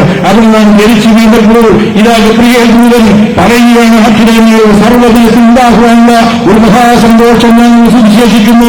കർത്താവായ ക്രിസ്തു എന്ന രക്ഷിതാവ് ഇന്ന് നിങ്ങൾക്ക് വേണ്ടി ബെത്ലഹേമിൽ ജനിച്ചിരിക്കുന്നു. ഈ ജനിച്ചു വീണ ശിശുണ്ടല്ലോ, ഇവൻ വളർന്നു വലുതായി കർത്താവായവനല്ല, ഇവൻ പ്രപഞ്ച സൃഷ്ടാവായി ആദിയിൽ ദൈവത്തോട് ദൈവമായിരുന്നു സകലവും ഉള്ളതായ ആ സൃഷ്ടികർത്താവ് കാലത്തിലേക്ക് ഇറങ്ങി വന്നപ്പോൾ കാലത്തിലെ അഥവാ കാനാവിലെ കല്യാണത്തിന്റെ കൽപ്പാത്രത്തിൽ നടുവിൽ പച്ചവെള്ളത്തെ മുദ്രിച്ചാരാക്കുവാൻ അവൻ കൽപ്പിച്ചു. കോരി നടത്തി കോരിക്കൊടുക്കി. കാലത്തിനെതിരായും കാലത്തിലേക്ക് ഇറങ്ങുമെന്ന് കൽപ്പിച്ചപ്പോൾ പച്ചവെള്ളം മുന്തിരിച്ചാരായി മാറിയില്ല പ്രിയരെ. അതുകൊണ്ടാണ് എന്നെ ശ്രദ്ധിക്കാൻ ചെയ്യുക. ഒരുവൻ യേശുക്രിസ്തു വിശ്വസിച്ചാൽ ആ നിമിഷം തന്നെ പുതിയ സൃഷ്ടിയായി തീരും. പച്ചവെള്ളത്തെ മുന്തിരിച്ചാരാക്കി മാറ്റുന്നു. കാലത്തിനെതിരായവൻ കാലത്തിലേക്ക് ഇറങ്ങുമെന്ന് കൽപ്പിച്ചാൽ സ്നേഹിതാവിന്റെ ജീവിതത്തിൽ മാറ്റം വരുത്താൻ കഴിയും. ഇവനാണ് സാക്ഷാൽ ദൈവം. അതുകൊണ്ടാണ് ധന്യനായ ഏകാധിപതിയും രാജാവും കർത്താവി കർത്താവും. അവന് അതിന് അടുത്തുകൂടാത്ത പ്രകാശിക്കുന്ന അത്യന്ത ശക്തിയാണ്. എന്നെ ശ്രദ്ധിക്കുന്ന സ്നേഹിത, ഈ ഭൂമിയിൽ തന്നെ അനുഗമിച്ച ശിഷ്യന്മാർ, ആ ശിഷ്യന്മാർ പത്രോസ്, യാക്കോബ്, യോഹന്നാൻ, അവരെ കൂട്ടിക്കൊണ്ട് നേരെ മരുഭൂമിയിലേക്ക് പോയി. യേശുക്രിസ്തു അല്പനേരം തന്റെ ദിവ്യ രൂപം നിന്ന് അവിടെ വെളിപ്പെടുത്തിയപ്പോൾ അവർക്ക് കണ്ടു നിൽക്കുവാൻ കഴിയാത്തവനും അത്രമാത്രം പ്രഭാവപൂരനായിത്തീർന്നു. എന്നെ ശ്രദ്ധിക്കുന്ന സ്നേഹിത, അന്ത്യത്താഴിൽ പോലും സ്വന്തന്മാരോട് ചാടിയ യോഹന്നാൻ എന്ന ശിഷ്യൻ, ആ ശിഷ്യൻ പത്മോസിൽ വെച്ച് യേശുക്രിസ്തുവിനെ ദർശിക്കുകയാണ്. 7 പൊൻകുഴൽക്കുള്ളിൽ എനിക്ക് ധരിച്ച് മാറത്ത് പൊൻകച്ച കെട്ടി തലയിൽ തന്റെ ഹിമം പോലെ വെളുത്ത് കണ്ണീളെക്കെട്ട് മുഖം സൂര്യശക്തിയോട് ധരിക്കുന്നുകൊണ്ട് അവന്റെ തേജസ്കരിക്കപ്പെട്ട പുലിജ്ഞാന ശരീരത്തിന്റെ ആ ദിവ്യ ദീപ്തി അടിച്ചപ്പോൾ ഈ യോഹന്നാൻ മരിച്ചവനെ പോലെ ആ കാൽക്കൽ വീണുപോയി. അത്രമാത്രം അടുത്തുകൂടാത്ത പ്രകാശം വർദ്ധിക്കുന്ന അത്യന്ത ശക്തിയാണ് ജീവനുള്ള ദൈവം. ആ ദൈവത്തിന് മനുഷ്യാവതാരമായ ക്രിസ്തു. അതുകൊണ്ടാണ് ആ ക്രിസ്തു തക്ക സമയത്ത് പ്രത്യക്ഷത കൊടുക്കുന്നവരാണ്. ഇതിനെ അനുസരിച്ച് പ്രിയ സ്നേഹിതന്മാരെ, എത്രയോ മഹാരഥന്മാർ, മസ്തിഷ്കമള്ളന്മാർ, മതപുരത്തന്മാർ, അവതാരവൃക്ഷന്മാർ മരിച്ചു മാറ്റപ്പെട്ടവരാണ്. ആരും തിരിച്ചു വരാമെന്ന് പറഞ്ഞില്ല. എന്നാൽ യേശുക്രിസ്തുവിനെ നോക്കുക. നാം അറിയുന്നതുപോലെ തന്നെ 2000 ആണ്ടുകൾക്കപ്പുറത്ത് ലോകത്തിന്റെ പാപം ചെയ്ത് ദൈവത്തിന്റെ കുഞ്ഞാട്, ആ കുഞ്ഞാട് അഥവാ മാനവരാശിയുടെ പാപം ഏതെങ്കിലും വെച്ച് ഏതെങ്കിലും ഭാവിയായിത്തീർന്ന മനുഷ്യൻ, പാപം ചെയ്ത് പാതാളത്ത് നാടായി പോകുന്ന മനുഷ്യൻ, നിത്യമരണത്തിന്റെ നരകത്തിലേക്ക് പോകുന്ന മനുഷ്യൻ, ആ മനുഷ്യനെ വീണ്ടെടുക്കാൻ ലോകത്തിന്റെ പാപം ചെയ്ത കുഞ്ഞാട് ജനസമനായ എന്ന തോട്ടത്തിൽ അവൻ ഇപ്രകാരം പ്രാർത്ഥിക്കുകയാണ്, പിതാവേ കഴിയില്ലെങ്കിൽ ഈ പാപയാത്രയിൽ നീക്കണം, എങ്കിലും എന്റെ ഇഷ്ടമല്ല അങ്ങയുടെ ഇഷ്ടം നിറവേറട്ടെ. എന്റെയും നിന്റെയും പ്രതിനിധിയായി യേശുക്രിസ്തുവോട് പ്രാർത്ഥിക്കുകയാണ്. പലരും നിങ്ങൾ ചോദിക്കാറുണ്ട്, യേശു ക്രിസ്തു മരിക്കുവാൻ വേണ്ടിയാണ് വന്നതെങ്കിൽ പിന്നെ എന്തിനാണ് പാനപാത്രം എങ്കിൽ നീക്കണമെന്ന് പറഞ്ഞത്? എന്നെ ശ്രദ്ധിക്കുന്ന സ്നേഹിത, ഈ ഭൂമിയിൽ ജീവിച്ച് കൊതിയാത്ത മനുഷ്യൻ, ഒരിക്കലും മരിക്കാൻ ഇഷ്ടപ്പെടാത്ത മനുഷ്യൻ, അഥവാ നരകത്തിലെപ്പോഴും ഇഷ്ടപ്പെടാത്ത മനുഷ്യൻ, പാപത്തിൽ ശിക്ഷിക്കപ്പെടാൻ ഒരിക്കലും ആഗ്രഹിക്കാത്ത മനുഷ്യൻ, ആ മനുഷ്യന്റെ സാധനമാണ് കഴിഞ്ഞില്ലെങ്കിൽ സാധ്യമല്ല. എന്താണ് കാരണം? ദൈവം നീതിമാനാണ്, അവന് മുഖപക്ഷമില്ലാത്ത നീതിയാണ് ദൈവം. ഒരിക്കലും മരണവും പിന്നെ ന്യായവിധിയും ദൈവം മനുഷ്യർക്ക് നിയമിച്ചിരിക്കുന്നുണ്ട്. ഏത് വമ്പനും കൊമ്പനും തമ്പുരാനും ഒരുപോലെ ദൈവത്തിന്റെ സന്നിധിയിൽ കണക്ക് കൊടുക്കുന്ന ഒരു ദിവസമുണ്ട് പ്രിയരേ. അതുകൊണ്ടാണ് ഞാൻ വലിയൊരു വേദസിംഹാസനം കണ്ടു. വെളിപ്പാട് 20-ാം അധ്യായം 11 വാക്യങ്ങൾ പറയുകയാണ്, അവിടെ വലിയൊരു വേദസിംഹാസനം കണ്ടു. അന്ത്യന്യായവിധിയാണ് പറയുന്നത്. പുസ്തകം തുറന്നു, അവർ ജീവന്റെ പുസ്തകം തുറന്നു. ആ ജീവപുസ്തകത്തിൽ പേരെഴുതിക്കാണാത്ത ഏത് മനുഷ്യനെയും തീപ്പൊയ്കയിൽ കഴിയും. ഈ തീപ്പൊയ്യാണ് രണ്ടാമത്തെ മരണം, അർഥാൽ നിത്യമായ നരകം. നരകത്തെക്കുറിച്ചൊക്കെ ശാസ്ത്രീയമായി പറയുന്നതിന് ആഗ്രഹമുണ്ട് പേര്. ശാസ്ത്രീയമായ നരകം എവിടെയെന്നും നരകത്തിന്റെ അവസ്ഥ എന്തെന്നും വ്യക്തമായി സ്വർഗത്തിലെ ദൈവത്തിന്റെ പുസ്തകമായ അതിനെ ബൈബിളിൽ രേഖപ്പെടുത്തിയിരുന്ന സംശയമുള്ളവർ മർക്കോസ് വിശേഷം 9-ാം അധ്യായത്തിന്റെ 57-58 വാക്യങ്ങളുമായി ചുമക്കുക. അതുകൊണ്ട് ഇന്ത്യത്തിന്റെ പുസ്തകം 28-ാം അധ്യായത്തിൽ 5-ാം വാക്യം വായിക്കുക. അവിടെ നരകമുണ്ടോ എന്നൊക്കെ ചോദിച്ചാൽ നരകമുണ്ടെങ്കിൽ യേശു ക്രിസ്തു മനുഷ്യൻ മരിക്കില്ല പേര്. നരകമുണ്ടോ എന്നൊക്കെ ചോദിച്ചാൽ 21-ാം നൂറ്റാണ്ടിൽ, ഇത്രമാത്രം ശാസ്ത്രങ്ങളുടെ നൂറ്റാണ്ടിൽ ഞാൻ ഇവിടെ നിന്നൊക്കെ വിളിച്ചു പറയുമ്പോൾ ഒരുപക്ഷെ ചിന്തിച്ചേക്കാം, ഈ മനുഷ്യനെന്താണ് ഇങ്ങനെ പറയുന്നത്? ഞാൻ യേശു ക്രിസ്തു എന്ന് വചനത്തെ സാക്ഷ്യപ്പെടുത്തി കൊണ്ടുവരുന്ന നരകമുണ്ട്. ഇത് പറഞ്ഞത് യേശു ക്രിസ്തുവാണ്. ആ നരകത്തിൽ കെടാത്ത തീയുണ്ട്, ചാകാത്ത പുഴുണ്ട്. അപ്പോൾ നിങ്ങൾക്ക് ചോദിച്ചേക്കാം, വെള്ളം ഒഴിച്ചാൽ കെടാത്ത തീയോ? അത് എവിടെയാണ് സ്നേഹിത? അതുകൊണ്ടാണ് ബൈബിൾ വായിക്കണം. ബൈബിൾ എഴുതി വെച്ചിട്ടുണ്ട്, ഇന്നേക്ക് 4000 ആണ്ടുകൾക്കപ്പുറത്ത് ശാസ്ത്രമെന്ന ആശയം ശബ്ദകോശം ഇല്ലാതിരുന്നൊരു കാലത്ത് ഈ ഒരു പുസ്തകം 28-ാം അധ്യായം 5-ാം വാക്യം വായിക്കുമ്പോൾ ഇപ്രകാരമാണ് രേഖപ്പെടുത്തിയിരിക്കുന്നത്: ഭൂമി അനേക വനസമൃദ്ധികൾ നൽകുന്നുവെങ്കിലും നാം അധിവസിക്കുന്ന ഈ ഭൂമി, അഥവാ ഈ കാണുന്ന പക്ഷിമൃഗാദികളും വൃക്ഷലതാദികളും ഈ കാണുന്ന കടലും കുളങ്ങളും മനോഹര ഭൂമിയില്ലേ, ഈ ഭൂമിയുടെ അഹോമങ്ങളും തീ എന്ന പോലെ കത്തിമറഞ്ഞുകൊണ്ടിരിക്കുന്നു. നിഷേധിക്കാൻ കഴിയുന്നു. എന്നെ ശ്രദ്ധിക്കുന്ന സ്നേഹിത, 1000 മൈൽ സ്പീഡിൽ കറങ്ങുന്ന ഈ ഭൂമി, ഈ ഗോളാകൃതിയായ ഭൂമിയുടെ അഹോമണ്ഡലം അഥവാ ലാവ കത്തി മറഞ്ഞുകൊണ്ടിരിക്കുന്നുവെന്ന് അതിൽ ഭൂവലക്കത്തിൽ വിള്ളലുണ്ടാകുമ്പോൾ, ഭൂമി നിമിത്തത്തിന് പുറത്തേക്ക് തള്ളിവരുന്നത് അഗ്നിവസ്ത്രം ആർക്കും നിഷേധിക്കാൻ കഴിയുമോ? ഞാൻ ചോദിച്ചോട്ടെ സ്നേഹിത, എങ്ങനെയാണ് സുനാമി ഉണ്ടായത്? ഇന്തോനേഷ്യൻ കടലിന്റെ അടുത്തത്തിൽ ഇതുപോലെ അഗ്നിപർവ്വതം പൊട്ടിയപ്പോൾ ഈ ഭൂമിയിലൂടെ കടലിലെ വെള്ളത്തിന് ആ അഗ്നിപർവ്വതത്തിന്റെ ആ ലാവയെ കടത്തുവാൻ കഴിയുമായിരുന്നെങ്കിൽ ഇവിടെ സുനാമി ഉണ്ടാകുമായിരുന്നോ? അതുകൊണ്ടാണ് കെടാത്ത തീയുണ്ടോ? ഉണ്ട്. ചാകാത്ത പുഴുണ്ടോ? ഉണ്ട്. യേശു ക്രിസ്തു പറഞ്ഞത് കെടാത്ത തീയും ചാകാത്ത പുഴു. അത് പറയുമ്പോൾ ഒരു ലക്ഷം തിരിഞ്ഞു നോക്കാം. എന്നാൽ ശാസ്ത്രം പരിശോധിച്ചാൽ 1981 അമേരിക്കയിലെ അഥവാ കാലിഫോർണിയയിൽ സജീവങ്ങളായ അഗ്നിപർവ്വതങ്ങളെ കുറിച്ച് അതിന്റെ ജാതികളെ കുറിച്ച് കുറിച്ചു പഠിക്കുമ്പോൾ ആ ഞെട്ടിക്കുന്ന സത്യങ്ങൾ കണ്ടെത്തി.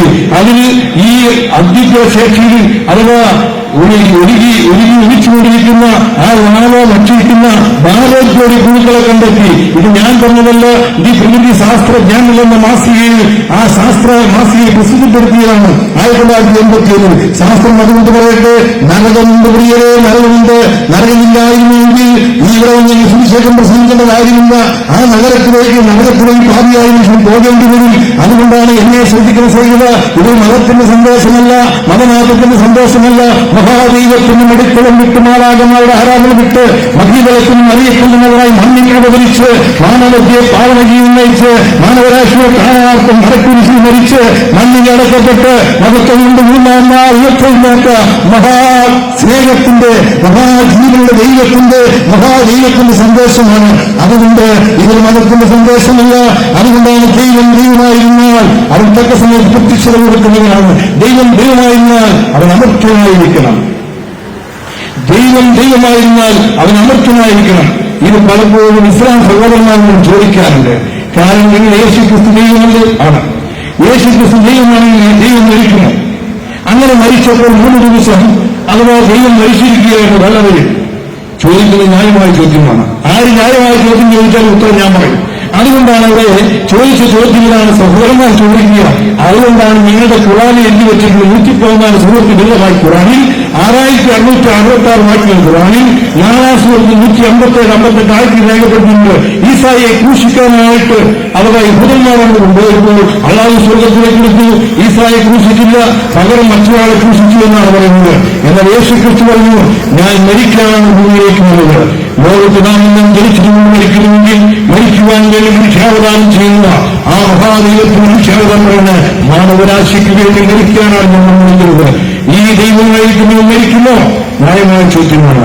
അതുകൊണ്ടാണ് ദൈവഗ്രന്ഥമായി വിശുദ്ധ ബൈബിൾ മറന്നുകൊണ്ടുപോയേ പത്രോസിന്റെ 3-ാമത്തെ 18-ാം വാക്യം പറയുന്നത് ഇപ്രകാരമാണ്, അവൻ നമ്മെ ദൈവത്തോട് അടുപ്പിക്കേണ്ടതിന് നീതിമാനായി നീതികൾക്ക് നമുക്ക് വേണ്ടി ഒരിക്കൽ ജഡത്തിൽ വന്ന ശിക്ഷയേറ്റു, ആത്മാവ് ജീവിപ്പിക്കപ്പെട്ടു. എന്നത് യേശുക്രിസ്തു ജഡാവതാരമെടുത്തത് അവൻ മരിക്കണമെങ്കിൽ മനുഷ്യ ശരീരം വേണം.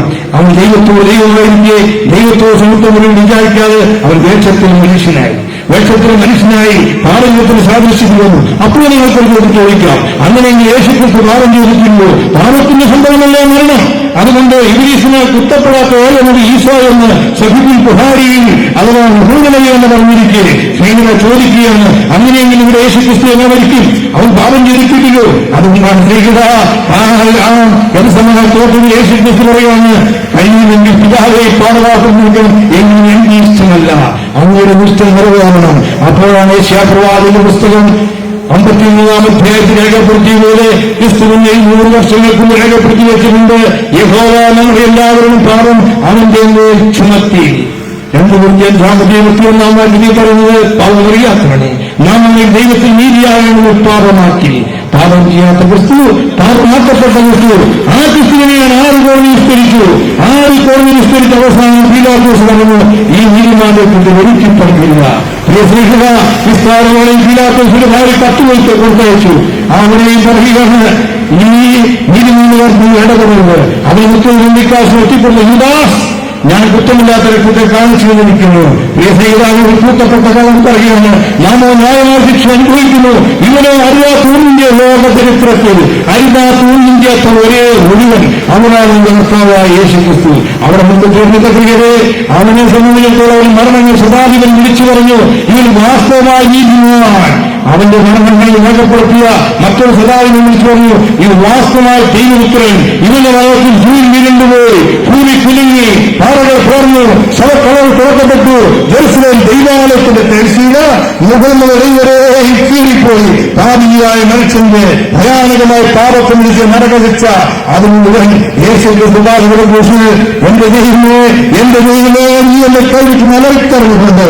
അതിനാണ് ഉടവൻ ഉണ്ടാകട്ടെ ഉച്ചാരണത്തെ പ്രപഞ്ചത്തെ സൃഷ്ടിച്ചവൻ, മനുഷ്യനെ സൃഷ്ടിച്ചവൻ, ആ മഹാദൈവമുണ്ടല്ലോ നമ്മെ സ്നേഹിച്ച് അവൻ നമ്മുടെ പാപത്തിന്റെ ശിക്ഷ അവന്റെ അതിപരിശുദ്ധമായ ശരീരത്തിൽ ഏറ്റെടുത്തപ്പോൾ അവന്റെ തിരുമേനിയുണ്ടല്ലോ അത് റോമൻ ചാട്ടവാറുകൾ ഞാൻ അടിച്ചപ്പോൾ പ്രിയ സ്നേഹിത അത് ഉടവിച്ചാളികൾ പോലെ കിളിവിടുന്നത് ഞാനും നിങ്ങളും ജനിച്ചത് പാപത്തിലാണ്. അതുകൊണ്ട് അകത്യത്തിൽ ഞാൻ ഇരുവായി പാപത്തിന് എന്റെ അമ്മ എന്നെ ഗർഭം ധരിച്ചുവെന്ന് ഇസ്രായേലിന്റെ മധുരവായകനും ദാവീദ് രാജാവ് പാടുകയാണ്. എന്നെ ശ്രദ്ധിക്കുന്ന സ്നേഹിത, അതുകൊണ്ടാണ് പാപിയെല്ലാവരും മരണം ഭൂതയെ ഓരോ ശിശുവെങ്കിലും ഉണ്ടല്ലോ. അതുകൊണ്ട് ഭൗതികത എന്ന് പറഞ്ഞു, ആവശ്യം ഭോക്തവ്യം ഹൃദം കർമ്മം ശുഭ അശുഭം നൃത്തം ശൈലേകർമ്മകർത്തോടി സതൈരവി. എന്നെ ശ്രദ്ധിക്കുന്ന സ്നേഹിത, ഈ പാപത്തിന്റെ ശിക്ഷ എന്ന് പറയുന്നത് പശുരോഗ സഹസ്രമെന്നാണ് നീതിസാരം പറഞ്ഞിരിക്കുന്നത്. ഇത്രമാത്രം പാപത്തിന്റെ ശിക്ഷ കാൽവരിയിലേക്ക് നിങ്ങൾ നോക്കുക. 2000 ആണ്ടുകൾക്കപ്പുറത്ത് 33 വയസ്സ് മാത്രം പ്രായമുള്ള ഒരു ചെറുപ്പക്കാരൻ ഈ ആ കാൽവയുടെ കുരിശിൽ 2 കള്ളന്മാർ നടുവിൽ കൈകാലിൽ തറക്കപ്പെട്ട് കിടക്കുകയാണ്. അനേകം തത്വം ഒരുക്കിക്കൊടുത്ത അനേക കുശികളെ തൊട്ട് സൗഖ്യമാക്കിയ ആ സൗഖ്യദായക കറങ്ങളിൽ കാര്യം പാടി വെച്ചടിച്ചിരിക്കുകയാണ്. സ്നേഹിത, പാപത്തിന്റെ പ്രവൃത്തിക്ക് ദൈവം ന്യായം വിധിക്കും. ആ ന്യായം ഈ ദിവസത്തിലേക്ക് പോകാതിരിക്കാൻ ഇന്ന് പുത്രനെ ചിന്തിച്ചുകൊള്ളുക. ഈ ക്രിസ്തുവിനെ സ്വീകരിക്കാതെ പോയാൽ നിങ്ങൾക്ക് ഈ പാപപ്രവൃത്തി കണക്ക് കൊടുക്കേണ്ടി വരും. അവിടെ നിന്ന് അവസാനിക്കില്ല. രാജാവ് കർത്താവി കർത്താവ് അമർത്തനായിരിക്കുന്നതിന്റെ തലയിൽ മുൾമുടി വെച്ചടിച്ചിരിക്കുന്നു. എന്തുകൊണ്ട്? മനുഷ്യൻ ബുദ്ധിമാൻ, തത്വചിന്തകൻ, ജ്ഞാനി, ജീവിക്കാൻ പഠിച്ചവൻ, എന്റെ കാര്യമൊക്കെ എനിക്കറിയാമെന്ന് പറയുന്ന അല്ലയോ മനുഷ്യ, ഇന്നും നിന്റെ ജീവനെ ദൈവങ്ങളോട് ചോദിച്ചാൽ നീ കരുതി വെച്ചത് ആർക്കാവും? നിന്റെ യാത്ര എങ്ങോട്ടാണ്? ജീവിതയാത്രക്കാര, നിന്റെ കാലടികൾ എങ്ങോട്ടേക്കാണ്? നാശത്തിന്റെ പാതയിലേക്കോ ജീവന്റെ പാതയിലേക്കോ? സ്നേഹിത, ചിന്തിക്കണം. മക്കൾക്ക് വേണ്ടി, മരുമക്കൾക്ക് വേണ്ടി, ആ തലമുറകൾക്ക് വേണ്ടി, പേരിന് വേണ്ടി, ഈ ലോകത്തിന്റെ എല്ലാ സുഖഭോഗങ്ങൾക്കും വേണ്ടി ഈ വിലപ്പെട്ട ജീവനെ വിലകൽപ്പിക്കാതെ മുന്നോട്ട് പോയാൽ ആ പുരുഷന് കിടക്കുന്ന കർത്താവായ യേശു ക്രിസ്തു ഉണ്ടല്ലോ, ഒരു മാംസമുണ്ടെങ്കിൽ പോലെ അടിച്ചു കീറപ്പെട്ടവൻ, കണ്ടാലാളല്ല എന്ന് തോന്നുന്നവര്, എനിക്ക് നിങ്ങൾക്ക് വേണ്ടി വിരുവാക്കപ്പെട്ടവൻ, അതിഭീകരമായ വേദനകൾ കടന്നുപോകും. അവൻ നിങ്ങളെ മാറി മാറി വിളിക്കുകയാണ്. മകനെ പോകരുത്, നരകത്തിലേക്ക് പോകരുത്, നരകം നീ എനിക്കായി പിശാചിലേക്ക് ചതിയിലേക്ക് പോകരുത്, നിനക്ക് വേണ്ടി ഞാൻ ന്യായവിധിയിലൂടെ പറഞ്ഞു പോകുന്നു. തെറ്റുള്ള സ്റ്റോറോ നിവർത്തിയായി. പ്രിയ സ്നേഹിത, എനിക്കും നിങ്ങൾക്കും വേണ്ടി, നമുക്ക് മാനവരാശിക്ക് വേണ്ടി അവൻ മരണമില്ലാത്തവൻ മരണം ആസ്വദിച്ചു, മരണം ധരിച്ചു. അതുകൊണ്ടാണ് യേശു ക്രിസ്തു എന്തുകൊണ്ട് ധരിച്ചു എന്ന് ചോദിച്ചാൽ, അവൻ നമ്മെ ദൈവത്തോട് അടുപ്പിക്കുന്നതിന് നീതിമാനായ നീതിവെക്കുന്നവർക്ക് വേണ്ടി ഒരിക്കലും മരണശിക്ഷ ജഡത്തിൽ അനുഭവിച്ചു. അതിനാ ജനാവനാകിയത് ദൈവം ആത്മാവാകുന്നു, ആത്മാവിൽ ജീവിപ്പിക്കപ്പെട്ടു. യേശു ക്രിസ്തുവിന് ദൈവത്വമല്ല. അടിയോ ഇസ്ലാം സഹോദരന്മാരെ മനസ്സിന് അവന്റെ മനുഷ്യത്വമാണ്. അവൻ മനുഷ്യനായി വന്നത് നമുക്ക് പകരക്കാരായി തീരുവാനാണ്. അങ്ങനെ യേശു ക്രിസ്തു ക്രൂശിൽ മരിച്ചു. അവിടെ കൊണ്ട് അവസാനിച്ചില്ല. അവസാനിച്ചിരുന്നെങ്കിൽ ഒരു രക്തസാക്ഷിയാകുമായിരുന്നു. സത്യത്തിന് സത്യം താൻ ഭൂമിയിലേക്ക് വന്നിരിക്കുന്നു പറഞ്ഞു, ഞാൻ തന്നെ സത്യം. യേശു ക്രിസ്തുവിനെ ജോസഫ് നീക്കോടും കൂടി പീലാത്തോസിനെ വിളിക്കൽ ചെന്നു. ഞങ്ങൾക്ക് ആ ശരീരം അടക്കുവാൻ വിട്ടുതരണമെന്ന് പറഞ്ഞു. പീലാത്തോസ് പടയാളികളെ പറഞ്ഞയച്ചു മരണം ഉറപ്പുവരുത്തി. അവന്റെ വിലാപ്പുറത്ത് കുത്തിയപ്പോൾ രക്തവും വെള്ളവും പുറപ്പെട്ടു. അവസാനത്തിന്റെ ജീവന്റെ തുടിപ്പും ആ രക്തവും നമുക്ക് വേണ്ടി വീഴ്ചിയ ക്രിസ്തു അവന്റെ മരിച്ച ശരീരം താഴെ കുരിശിന് താഴെ ഇറക്കി വെച്ചു. നീക്കൊരു ദിവസം 100 എടുത്ത ശരീരം തേച്ചു പിടിപ്പിച്ചു. അവിടെ കൊണ്ട് തീർന്നില്ല. ഈ ഭൂവശം മടക്കുമറിയാതെപ്പോഴെങ്കിലും വിടത്തെറിഞ്ഞുകൊണ്ടിരി കൊണ്ട് അതിനെ ശരിയായ രീതി എന്താണ് ചെയ്തു. എന്നിട്ട് ആരെയും ഒരിക്കലും വെച്ചിട്ടില്ലാത്ത ജോസഫിന്റെ മന്ത്രിയായ ജോസഫിന്റെ കല്ലറയിൽ ഒരു വാതിൽ മാത്രമുള്ള കരയിൽ വെച്ചു, ഒരു കല്ലുരുട്ടി വെച്ചു. എന്നാൽ 600 കൊണ്ട് കൂട്ടുകൊണ്ടിരുന്ന ഒരു ഭീമാകാരമായ കഥ ഉരുട്ടി വെച്ച് ആ കല്ലറ ഉറപ്പുവരുത്തി. റോമൻ പട്ടാളം മുദ്രയും ധരിപ്പിച്ചു. എന്നാൽ യേശു ക്രിസ്തു പറഞ്ഞു, നിങ്ങൾ എന്നെ കൊല്ലൂ, ഞാൻ ഉയർത്താനെന്ന് എഴുതി. അത് അന്നത്തെ മത നേതാക്കന്മാരെയും അന്നത്തെ രാഷ്ട്രീയ നേതാക്കന്മാരും കണ്ടുപിടിപ്പിച്ചു. ഇന്ന് സുവിശേഷം കേൾക്കുന്നില്ല. ഇവിടുത്തെ രാഷ്ട്രീയക്കാർക്കും മത നേതാക്കന്മാർക്കും അതുപോലെ ഇവിടുത്തെ പകൽമാന്മാർക്കും ഇഷ്ടപ്പെടില്ല. നിങ്ങൾക്കറിയാം, അന്ന് യേശു ക്രിസ്തുവിനെ ഈ കല്ലറയിൽ ഒതുക്കുക എന്നുള്ളത് പാപത്തിൽ ജീവിക്കുന്ന മനുഷ്യരുടെ പ്രത്യേകതയായിരുന്നു. എന്നാൽ അവൻ പറഞ്ഞതുപോലെ തന്നെ വെള്ളിയാഴ്ച, ശനിയാഴ്ച, ഞായറാഴ്ചയുടെ ബ്രഹ്മമുഹൂർത്തം പൊട്ടിവരുമ്പോൾ ഇതാ യേശു ക്രിസ്തുവിന്റെ പ്രതാപമായി ഉയർത്തെഴുന്നേറ്റ് കല്ലറയ്ക്ക് പുറത്ത് ശിഷ്യന്മാരവനെ കണ്ടു ആശ്ചര്യഭരിതരായി. തങ്ങൾ വാതിലുകൾ അടച്ചിട്ട് ഇതാ ശരീരന്മാർ ഇരിക്കുമ്പോൾ യേശു ക്രിസ്തു നടുവിൽ ചെന്നത് നിങ്ങൾക്ക് സമാധാനം. അവൻ ഞെട്ടി ഭയപ്പെട്ടു. അവർ ഭൂതത്തെ കാണുമെന്ന് ധരിച്ചു. എന്നാൽ യേശു ക്രിസ്തു ചോദിച്ചു, നിങ്ങളെന്താണ് എന്നെ സൂക്ഷിച്ചു നോക്കുന്നത്? ഒരു ഭൂതത്തെ കാണുന്ന നിങ്ങൾക്ക് തോന്നുന്നു? നിങ്ങളെന്നെ തൊട്ടുനോക്കുകയും എനിക്ക് അസ്ഥിയില്ലേ മനസ്സിലില്ലേ? പ്രിയ സ്നേഹിത, യേശു ക്രിസ്തു ഉയർത്തെഴുന്നേറ്റത് ജഡസമൂഹം ദാവീദ് ജനിക്കുകയും മരിച്ചിട്ട് ആത്മാവ് സംബന്ധിച്ച് ദൈവത്തിന് നിർണ്ണയിക്കപ്പെട്ടവർ റോമാലയം നിന്നും ജനിച്ച്. പ്രിയ സ്നേഹിതന്മാരെ, അവൻ ഈ ശരീരത്തിലെ ജീവൻ ആ കാലുകളുടെ ക്രൂശിൽ നമുക്ക് വേണ്ടി തന്നുവെങ്കിൽ അവന്റെ പുനരുദ്ധാന ശരീരം, ആത്മാവിൽ ജീവനുള്ള ശരീരം, അസ്ഥിയും മാംസമുള്ള ശരീരം, ആ ശരീരത്തിൽ അവൻ ചോദിച്ചു, കഴിക്കുവാൻ വല്ലതുമുണ്ടോ? ലൂക്കോസ് സുവിശേഷം 24-ാം അധ്യായം.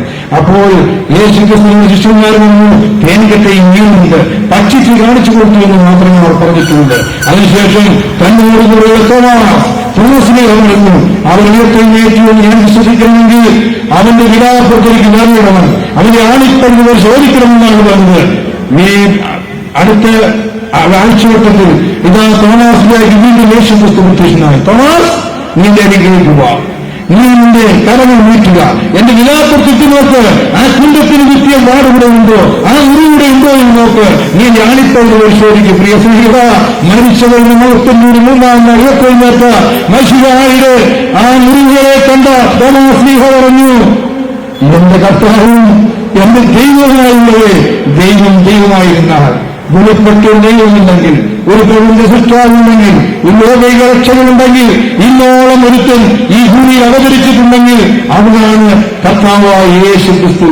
അതുകൊണ്ടാണ് കാലുകൊണ്ട് കുരിശിൽ രണ്ടുപേരും മാനവരാശിക്ക് വേണ്ടി മരിച്ചു കർത്താവായ യേശുവെ കാലാവിന്റെ കാലത്തിലേക്ക് ഇറങ്ങിവന്ന് കാലത്തെ എരിയും വീശിയും വേടുകളെ ചുറ്റിപ്പിടിച്ച് കാലമൊക്കെ വിരാജിച്ച കർത്താവായ യേശു ക്രിസ്തു കാലത്തിലേക്ക് വീണ്ടും മടങ്ങി വരാൻ പോകുന്നു. ഈ കർത്താവിനെ സ്വീകരിക്കാൻ നിങ്ങൾക്ക് മനസ്സുണ്ടോ? മതം മാറുവാനല്ല, ഈ യേശു ക്രിസ്തു അല്ലാതെ വെളിപ്പെടുകയുമില്ല. ഏത് മതങ്ങളും ചെയ്യാൻ സ്ഥാപിക്കും, എഴുതപ്പെട്ട ഏത് ഗ്രന്ഥങ്ങളും സ്ഥാപിക്കും. സംശയങ്ങളെ ചോദിച്ചാൽ എത്ര മണിക്കൂർ ഞങ്ങളോട് പറയും. അനുഭവപ്രിയന്മാരെ ഒരുപക്ഷെ ഒരിക്കലും വരാൻ കഴിഞ്ഞിരിക്കില്ല. പക്ഷേ ഒരു നാളെ ഞാൻ ജീവിച്ചിരിക്കുന്നുവെന്ന് എനിക്ക് പ്രശ്നമല്ല. അനുഭവ സ്നേഹിത, ഈ ക്രിസ്തീയ മാർഗം അത്രമാത്രം ജീവന്റെ മാർഗമാണ്. ഉയർത്തില്ലാത്ത മഷിയായി വിശ്വസിച്ചാൽ ജീവിക്കുന്നു വിശ്വസിക്കുന്നവന് നിത്യ ജീവനുണ്ട്. അവൻ മരണത്തെ വിട്ട് ജീവനിലേക്ക് കടന്നതിന് എന്താണ് കാരണം? ഞാൻ തന്നെ പുനരുദ്ധാനവും ജീവനും എന്ന് വിശ്വസിക്കുന്നവൻ മരിച്ചാലും ജീവിക്കും. അതുകൊണ്ട് മരണത്തെ ഭയക്കാത്ത മഹത്തായ മാർഗമാണ് മഷിയായ മാർഗം. ഈ മാർഗത്തെ പിൻപറ്റിയെന്ന് കാരണത്താൽ പിടിച്ചവരന്തര പത്രോസിനെ തലകീഴായി ക്രൂശിച്ചു കൊന്നില്ലേ പ്രിയരെ? അവിടെ കൊണ്ട് അവസാനിച്ചില്ല. പിടിച്ചവർ അന്ത്രയോസിനെ അടിച്ച് അവസാനാക്കി കുതിരയ്ക്ക് കെട്ടി വലിച്ച് അവസാന റോട്ടിൽ കൂടെ അവനെ വലിച്ച് അവനെ ക്രൂശിത്തറച്ചു കൊന്നില്ലേ? അവിടെ കൊണ്ട് തീർന്ന മാർഗം ഇല്ല. പിടിച്ചു വരുത്ത ഭായിയെ അമ്പയിൽ കൊന്നില്ലേ മരത്തോട് ചേർത്ത് വെച്ച് പിടിച്ചു ഒരു ശമയമെന്ന് ആ ശമയവനെയും നാം അറിയുന്നത് തന്നെ വാളുകൊണ്ട് വെട്ടിക്കൊന്നില്ലേ? മത്തായിയെ പിടിച്ചു, വാളുകൊണ്ട് ചേർച്ചവനം ചെയ്തില്ലേ? പൗലോസിനെ പിടിച്ചു, ചേർച്ചവനം ചെയ്തില്ലേ? സ്തേഫാനോസിനെ പിടിച്ചു, കല്ലെറിഞ്ഞു കൊന്നില്ലേ? ആയിരങ്ങൾ ആത്തുവണ്ടി കാലുകളുടെ നടന്നുകൊണ്ട് വഴികൾ നടന്നുപോയി ആ രക്തപുഷ്പങ്ങളെ ചുംബിച്ചുകൊണ്ട് ഒരു പുത്തൻ പ്രഭാതത്തെ മുത്തങ്ങളുമായി ഈ മണ്ണിലുറങ്ങുമ്പോൾ അടിയുടെ ഇടിയുടെ വെടിയുടെ മഞ്ഞിൽ അടിപതരാതെ മുന്നേറി താടന പീഡന യഥാർത്ഥത്തിലെ അമ്പേപരാജയപ്പെടുത്തിക്കൊണ്ട് കർത്താവ് താൻ ഗംഭീരനാഥത്തോടും പ്രമാണദൂതന്റെ ശബ്ദത്തോടും ദൈവത്തിന്റെ വാദത്തോടും കൂടി സ്വർഗത്തിൽ ഇറങ്ങി വരുമ്പോൾ ക്രിസ്തുവിൽ മരിച്ചവർ മുമ്പേ ഉയർത്തേക്കും ജീവിച്ചിരിക്കുന്ന നാമോ രൂപാന്തരം പ്രാപിച്ച് ആകാശമേഖലയിൽ സൂര്യനെ കടന്ന് ചന്ദ്രനെ കടന്ന് നക്ഷത്രങ്ങളെ താണ്ടി ആ വാനിലങ്ങളെ താണ്ടി ഇതാ സ്വർഗത്തിൽ ആ ദൈവത്തിലേക്ക് എടുക്കപ്പെടും. അതുകൊണ്ടാണ് സത്യം എന്ന് പദം. അതാണ് മധ്യ അമർത്യ ഭാവയോഗി. യേശു ക്രിസ്തു 33 വയസ്സ് മധ്യശൈലിക്ക് ജീവിച്ച് കാലുകളുടെ ക്രൂശിൽ മാനവരാശിക്ക് കൊണ്ട് മരിച്ച് ഉയർത്തെഴുന്നേറ്റ് അമർത്യശൈലി വെളിപ്പെട്ട ഏക സത്യ ദൈവം. അവനെ വിശ്വസിച്ചാൽ ഈ മധ്യശരീരം വിട്ട് ഒരു അമർത്യ ശരീരം തരാമെന്ന് ഉറപ്പ് തന്നിരിക്കുന്ന ഒരേ ഒരു മഹിമാവരൻ, ഒരേ ഒരു മഹാദൈവത്തിന് മനുഷ്യാവതാരം ഇവനാണ് കർത്താവായ യേശു ക്രിസ്തു. അതുകൊണ്ട് എന്നെ ശ്രദ്ധിക്കുക, നിങ്ങൾ ഏത് മതക്കാരനും എനിക്കറിയേണ്ട ആവശ്യമില്ല. മതം മാറുന്ന കാര്യമുണ്ട് പ്രിയരെ, മനം മാറുക. നിൽക്കുന്ന നിൽപ്പിൽ ജീവിതം ഇനിയും നഷ്ടത്തിലേക്ക് വിടാതെ ജീവിക്കുന്ന ക്രിസ്തു മരിക്കുന്ന ലാഭം റോമയുടെ നിന്നെന്ന് മാറുന്നുകൊണ്ട് അപ്പോസ്തലനായ പൗലോസ് പ്രഖ്യാപിച്ചതുപോലെ മരണമേ നിന്റെ വിഷമുള്ളവരെ ചോദിക്കുവാൻ തക്കവണ്ണം മരണത്തെ നോക്കുന്ന ഈ മഹാസ്നേഹത്തിന്റെ ഈ നിത്യജീവന്റെ മാർഗത്തിലേക്ക് അണിചേരുവാൻ നിങ്ങൾക്ക് മനസ്സുണ്ടെങ്കിൽ പ്രിയ സ്നേഹിത, ഈ യേശു ക്രിസ്തുവിനോട് ഇപ്പൊ പറയുക, ഞാൻ പാപികളാണ്. പാപത്തിൽ ജീവിച്ച് പാപത്തിൽ മരിച്ച് പാപത്തിന്റെ പരിഹാരങ്ങളും കാരണങ്ങളും നോമ്പുകളും മനകർമ്മങ്ങളും ചെയ്ത് പാപിയെന്ന് പറഞ്ഞ് മരിച്ച് പാതാളത്തിനായി നിജമായ ശിക്ഷയിലേക്കുള്ള മതം തള്ളിവിടുകയാണ്. എന്നാൽ നീ മഹാദൈവമാണെന്ന് ഞാൻ അംഗീകരിക്കുന്നു. നീ എന്നെ സ്നേഹിക്കുമ്പോൾ ആരും സ്നേഹിച്ചിട്ടില്ല. നീ എനിക്ക് വേണ്ടി അടിയേറ്റു, എനിക്ക് വേണ്ടി മറ്റാരും അടിയേറ്റില്ല. നീ നിന്റെ മതത്തിലേക്ക് വേണ്ടി തീർത്തേറ്റു, മറ്റാരും എനിക്ക് വേണ്ടി ഏറ്റില്ല. നിന്റെ മതത്തിൽ മുഷ്ടി ഉരുട്ടിയിടിച്ചത് അതെനിക്ക് വേണ്ടിയായിരുന്നു. നീ ഭാരമേറി കുരിശുകേറിയത് എന്റെ പാപത്തിന്റെ, എന്റെ ശാപത്തിന്റെ, എന്റെ ദുഃഖത്തിന്റെ, എന്റെ ദുരിതത്തിന്റെ, എന്റെ സമാധാനത്തിന്റെ ഞാൻ അറിയുന്നു. അതിന്റെ സമാധാന പ്രഭുവായ ക്രിസ്തുവെ അങ്ങയുടെ ഹൃദയത്തിലേക്ക് വരണം. എനിക്ക് സമാധാനം വേണം. എന്നോട് തിരക്കത്താൽ കഴുകണം. അങ്ങയുടെ പുണ്യായ രക്തം എന്നെ ഉരുക്കും എന്റെ അകത്തരങ്ങളെ കഴുകി എന്റെ ഹൃദയം ശ്രീകോവിലേക്ക് ഞാനിതാ മുന്നേ നിരക്ഷിതാവാൻ, എന്റെ ഭർത്താവാൻ, എന്റെ ഹൃദയനാഥനായി ഞാൻ സ്വീകരിക്കുന്നുവെന്ന് ആത്മാർത്ഥിയോട് വിളിച്ചാൽ ആയിരം വിളിക്കുന്നവൻ അവർ വരും. ആ യേശു ക്രിസ്തു ഒരിക്കൽ ഞാൻ വിളിച്ചു.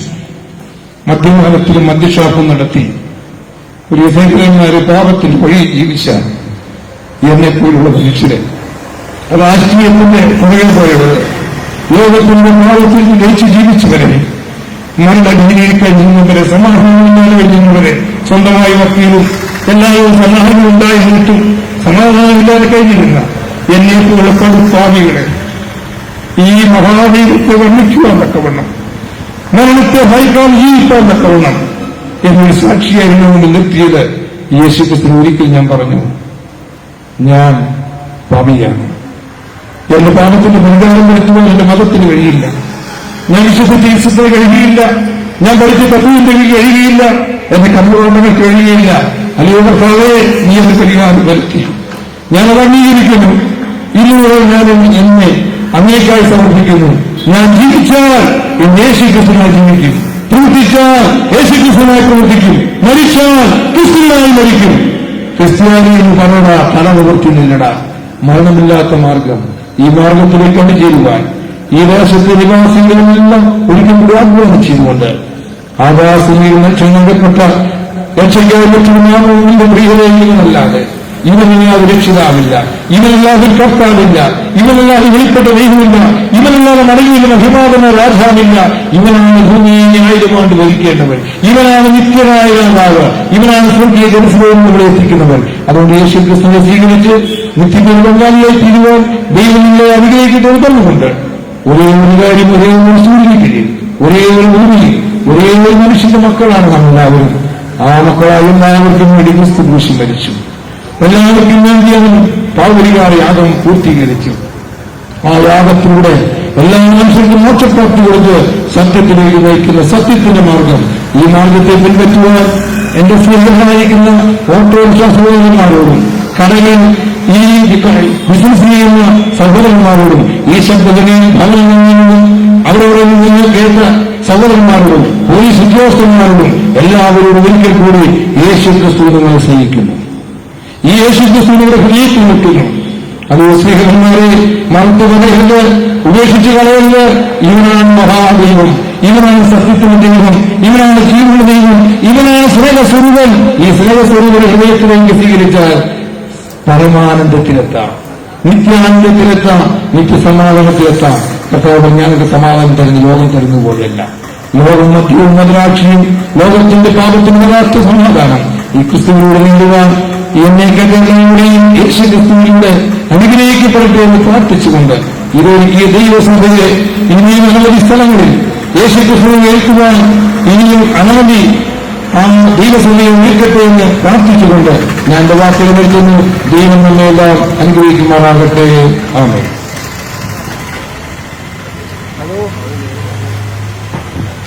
അയച്ചെന്താ ഞാൻ ഈ കാര്യം പറയാൻ ഞാൻ